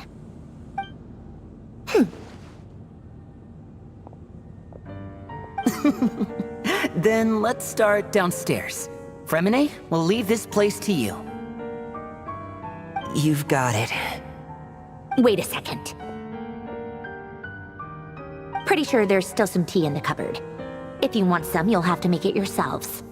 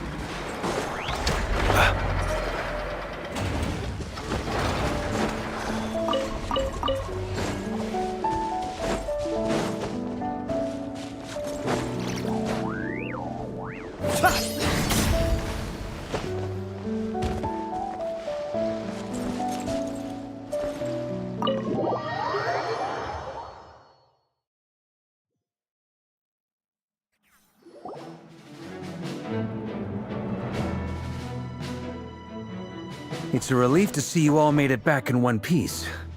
Huh? Feels like there's quite a few people missing.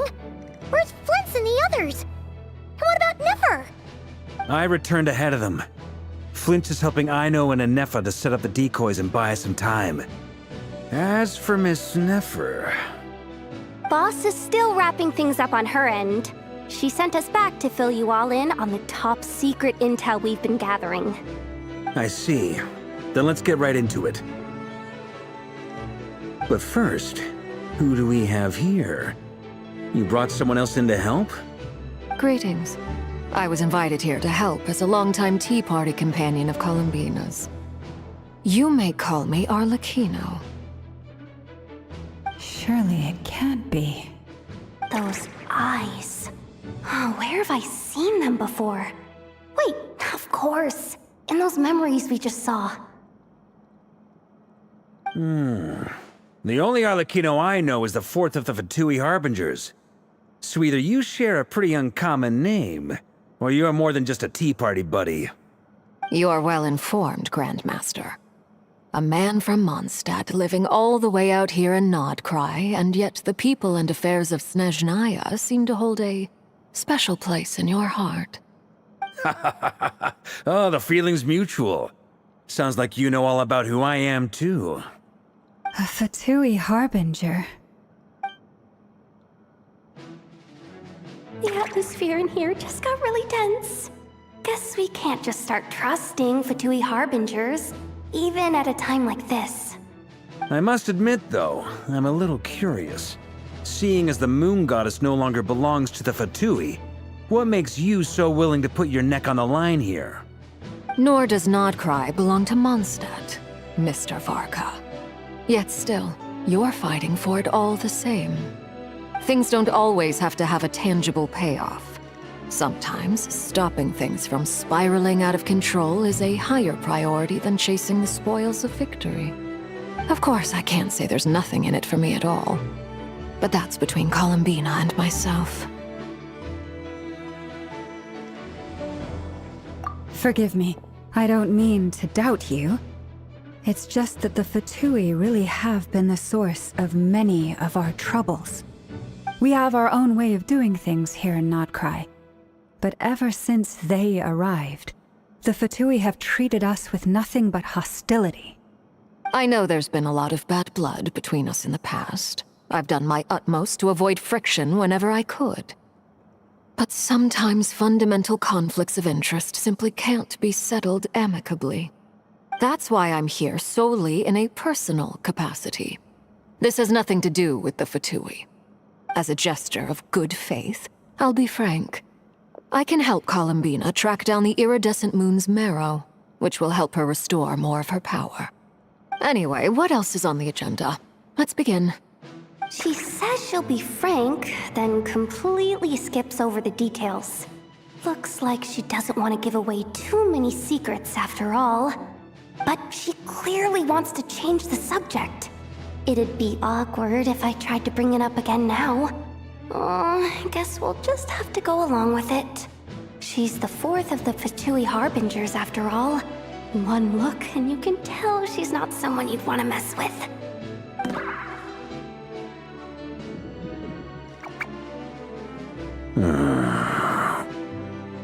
Well, since Miss Arlecchino sounds confident in her ability to handle that, we'll proceed to the next topic. Yehuda, time to share that top-secret intel. Alright, listen up everyone. First, we now know that Rerir was originally a Conrian secret agent whose primary mission was to hunt down and assassinate the so-called Dregs of the Crimson Moon. The Dregs of the Crimson Moon? Mm-hmm.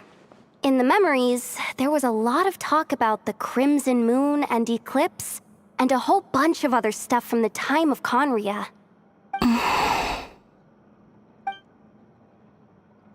To my knowledge, those were the names of two different Conrian dynasties.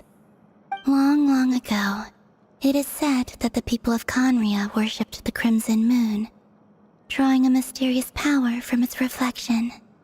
But one day, a coup saw the Crimson Moon eclipsed, hence the name of the new dynasty that replaced it, and how it became the new emblem of Conria.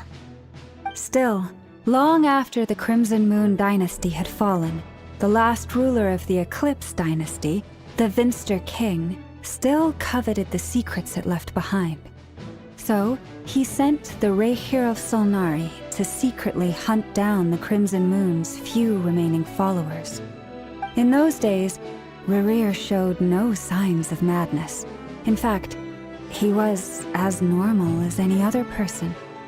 Oh, and he had a fiancé, or at least a would-be fiancé, called What's the Matter?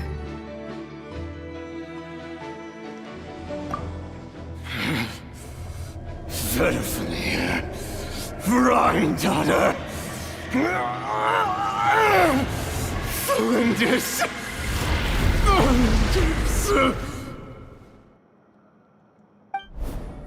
Interesting. Anything else? What about this would-be fiancé of his? Do we know anything about her? Well, she was a researcher at the Universitas Magistrorum, but it felt like she was hiding some kind of secret. Oh, and one more thing.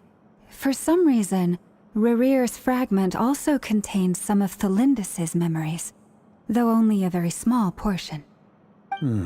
Well, no shortage of potential leads, I'll give you that.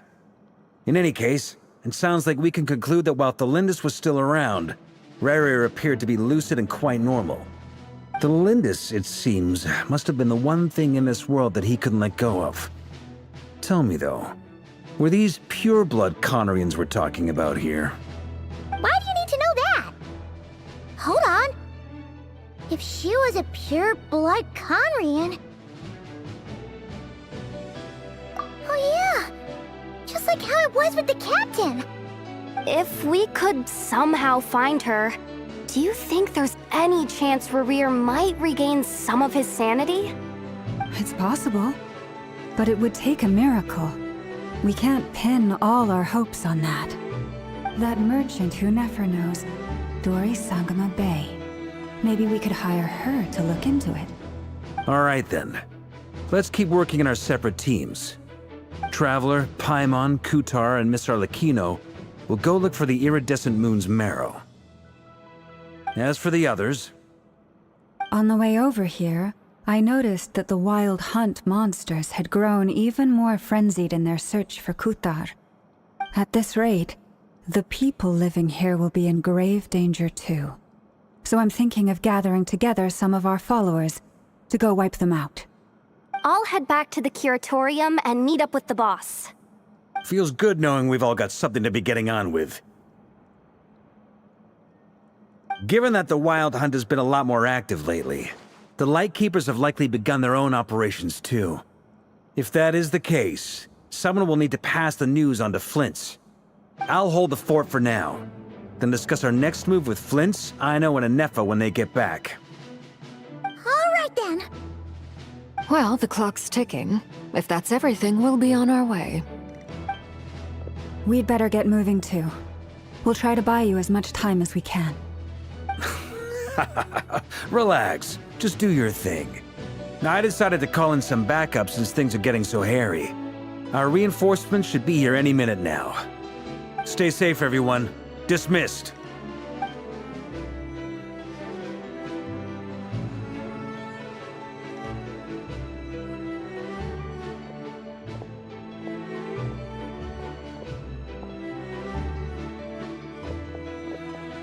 We're back. Did we get here a little early? Or a little late? A tad late. The others have already set off. To summarize, our resident moon goddess has found us a new ally, and Boss Nefer has uncovered some promising info. Everything going smoothly on your end? Not great. I don't know how long we can stall them for. The decoys are getting taken out way faster than we imagined. I'm gonna make some more later, but I need a timeout first. I'm so tired right now. Oh, right! Inefa, could you fill in Uncle Varka on what we just discussed with Flint's? Sure. Uncle Varka, you previously told us about how when you went to investigate a source of the Wild Hunt in Amsvartnir, you discovered that it was just a diversion. But according to Flint's intel, several outbreaks of the Wild Hunt had already occurred in Nodcry in the period leading up to that. That was before Rerir had regained his body, when he was far from regaining his full strength. In other words, in theory at least, he still lacked the means to act in two places at once.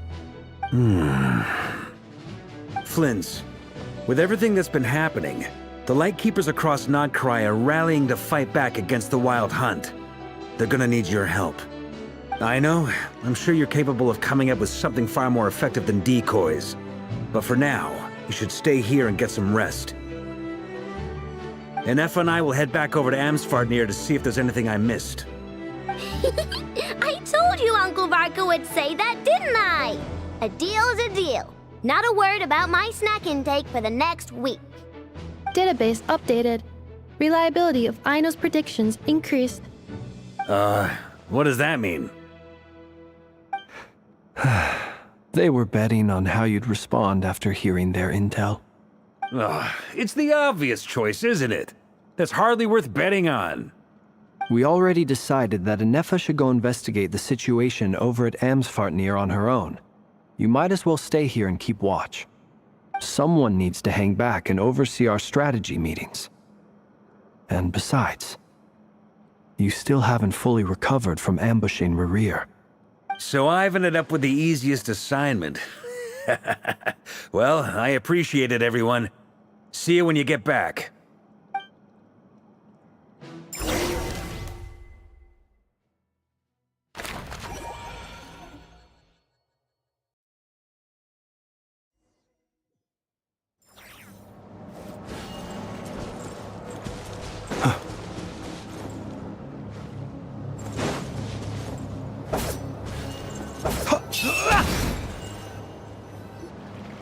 Here, this will serve as a good spot to cross over.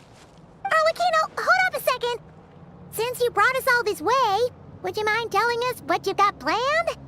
We still haven't got the slightest idea what's going on here. And if even Columbina doesn't know where the iridescent moon's marrow is, how do you? Simple. Because I am an inheritor of the royal bloodline of the Crimson Moon, and one of the last surviving embers of the Two Worlds' flames. Huh?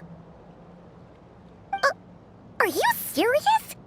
As in, you're a descendant of that Crimson Moon dynasty we were just talking about? The one from ancient Conria? Your surprise is understandable. I was also taken aback when I first learned of it. But the more I thought about it, the more I realized the signs had been there all along. When I was young, I discovered I could wield a very special kind of fire. It coursed like blood through my veins and smoldered away inside my nerves. What's more, whenever I experienced strong bursts of emotion or drew too deeply on this power, it was like some kind of presence within the fire would begin to— Exactly. That is why my hands are like this, too. At first, I saw it only as a curse, but once I became a harbinger, the jester apprised me of the truth. Together with my own investigations, over the past few years, there are several things that I have gradually come to understand. For instance, take the so-called Crimson Moon. In truth, it is nothing more than the shattered remnants of the iridescent moon, fused with the abyss to prolong its lifespan. Since this blood flame was bestowed upon me by the Crimson Moon, it is a fusion of the iridescent moon's former power and the corruption of the abyss. You all understand the nature of the abyss well enough. I draw upon its power, and in return, it hungers for my soul. This strange blackness is the mark of corruption it has left behind. If I recall correctly, you once told me that if the corruption ever made it to your heart, you'd become a completely different person. Yes, and that's the reason I'm always careful not to push my power too far. It's essentially a never-ending tug-of-war. Oh, sounds intense. Anyway, the rest of my story can wait. Is there anything else about the Crimson Moon or the Iridescent Moon that you're unclear about? Paimon has a question. So, the Crimson Moon that the Carians used to worship was actually the Iridescent Moon, right? Which was one of the three Moon Sisters. Does that mean that the Carians were to the Crimson Moon as the Frost Moon Scions are to the Frost Moon? So much of that history has been lost. We have no way of knowing exactly what they were like.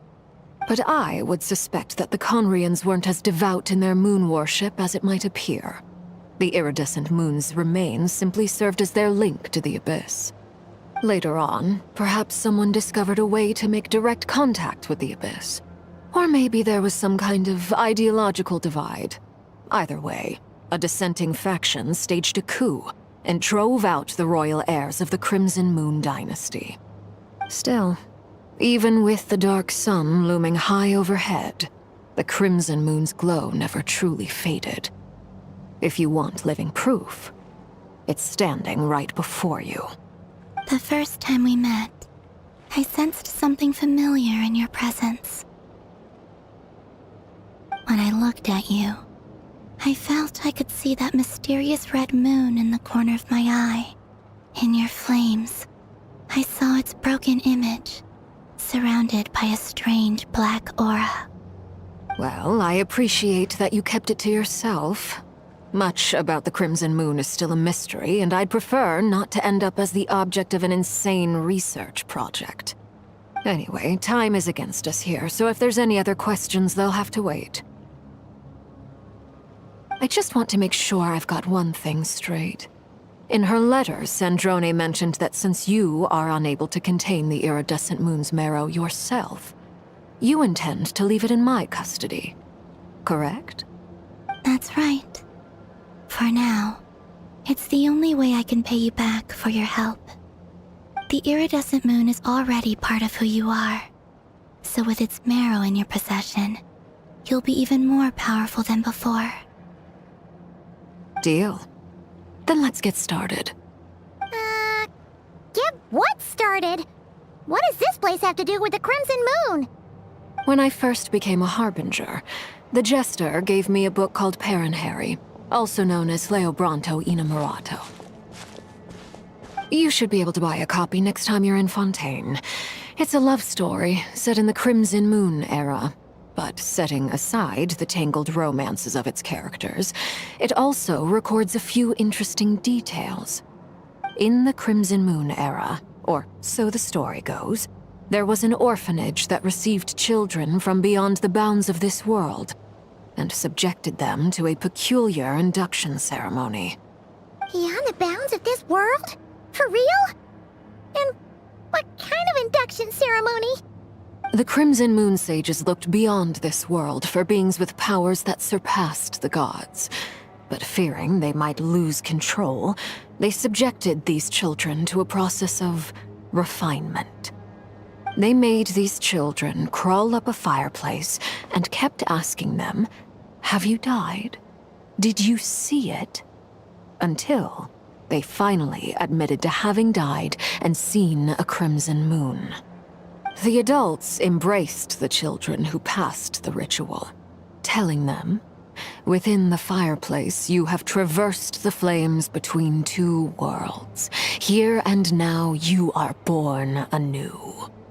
The book leaves much unsaid, but I suspect that this was their way of branding the children they had enrolled, leaving an indelible mark upon them so that they would forever live in the Crimson Moon's light. That explains why I can't sense the Crimson Moon's marrow in this world. It makes sense that it would be sealed in a special space that can only be accessed temporarily through some kind of ritual. But there's no fireplace here. Do you see a chimney anywhere? Oh, are we supposed to build it ourselves? Okay, fine. Paimon will go find some bricks. That won't be necessary. The fireplace is purely symbolic. The key to the ritual is crossing the flames between two worlds. In other words, the flames that burn within me. Those burned away by such flames leave behind a kind of ghostly afterimage in the world.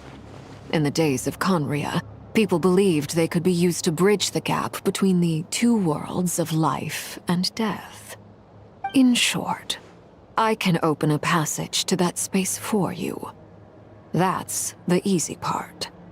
The catch is I'll need to stay on this side to keep the passage open, so I won't be able to come with you.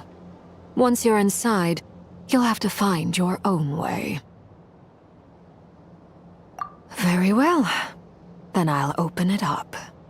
Traveler, spare me a little more moonlight if you would. I may need it.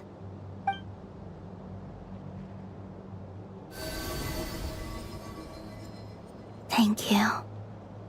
I feel like I've recovered some of my strength now. It should be enough to move us across short distances and confront whatever dangers might await.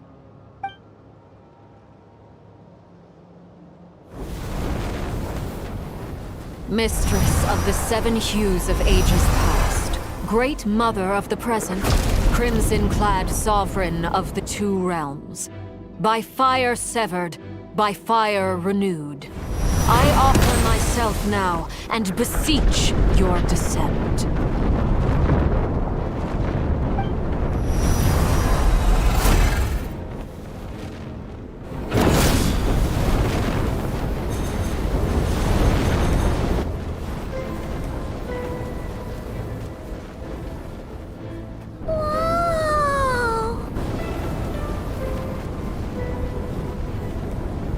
One word of advice. As you're crossing over, no matter what voices you hear, do not answer. Got it! I sense a sinister gloom inside, but also the familiar light of the moon. I feel that I am about to meet an old friend who has changed beyond all recognition. All right, let's go.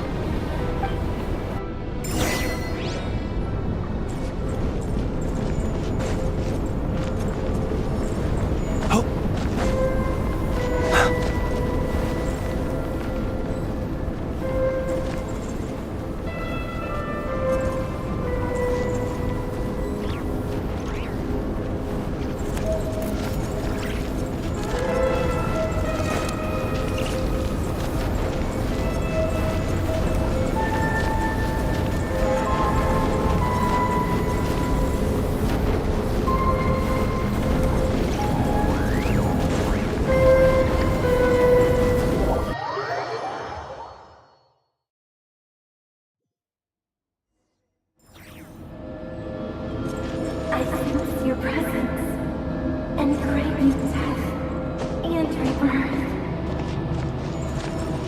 Wait, why are you?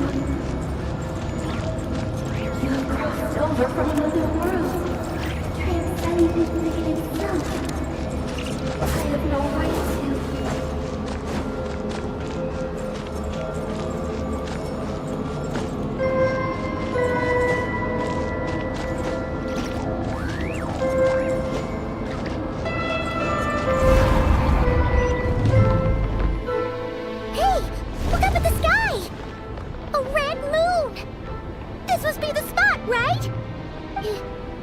Is that the abyss? It's practically filled the entire place. What a tragic sight. Fragments of your broken body, seized by the abyss, and hung up aloft like mummified remains. Iridescent moon, was this truly what you wished for? Careful! There's something spooky about this place. Feels like something is lurking in the fog. Haimon's right behind you. Whatever you do, don't run off without her.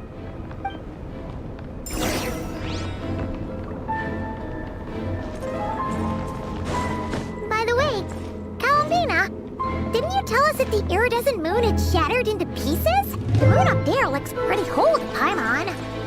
How is that possible?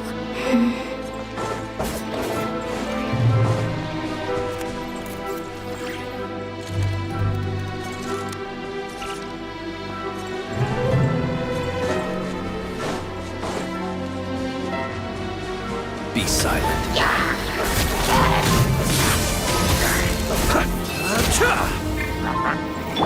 Ding dong water bomb!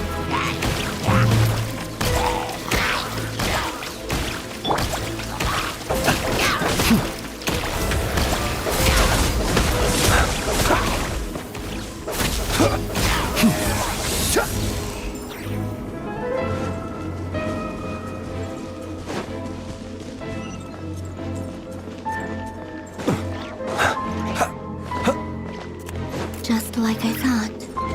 It was only a facade.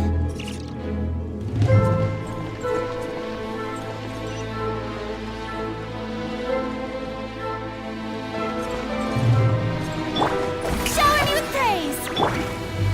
Observe. Be silent.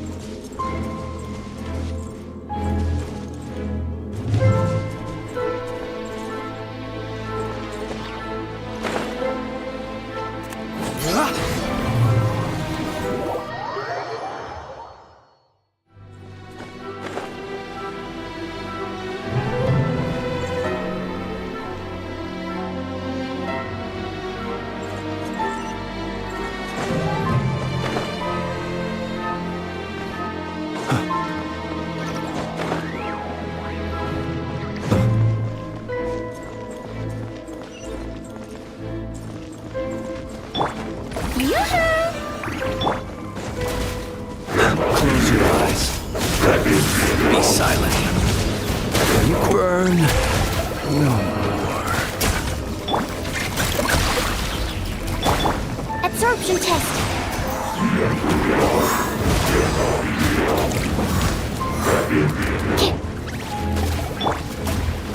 Flash attack!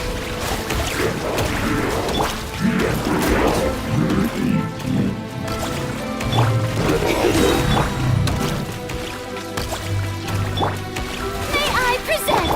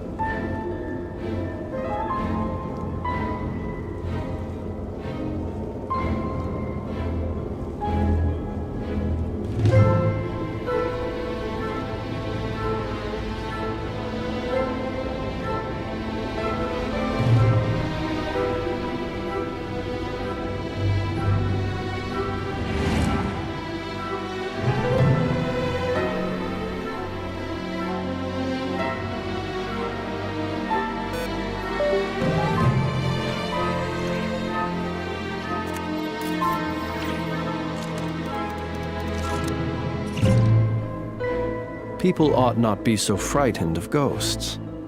They are merely talking shadows, chattering away endlessly about their past affairs.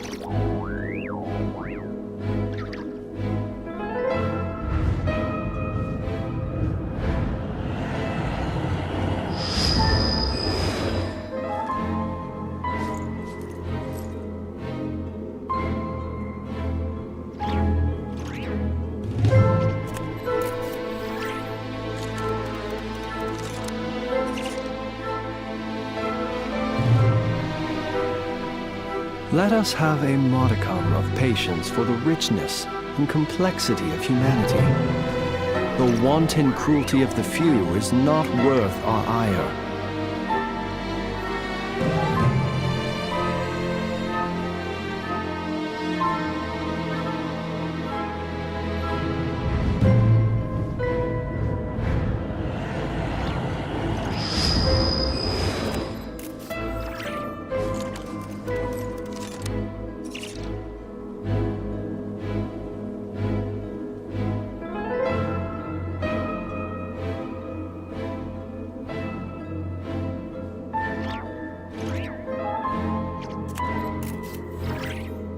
He who wishes to peer into the abyss needs simply to wander through Nodcry on a misty night.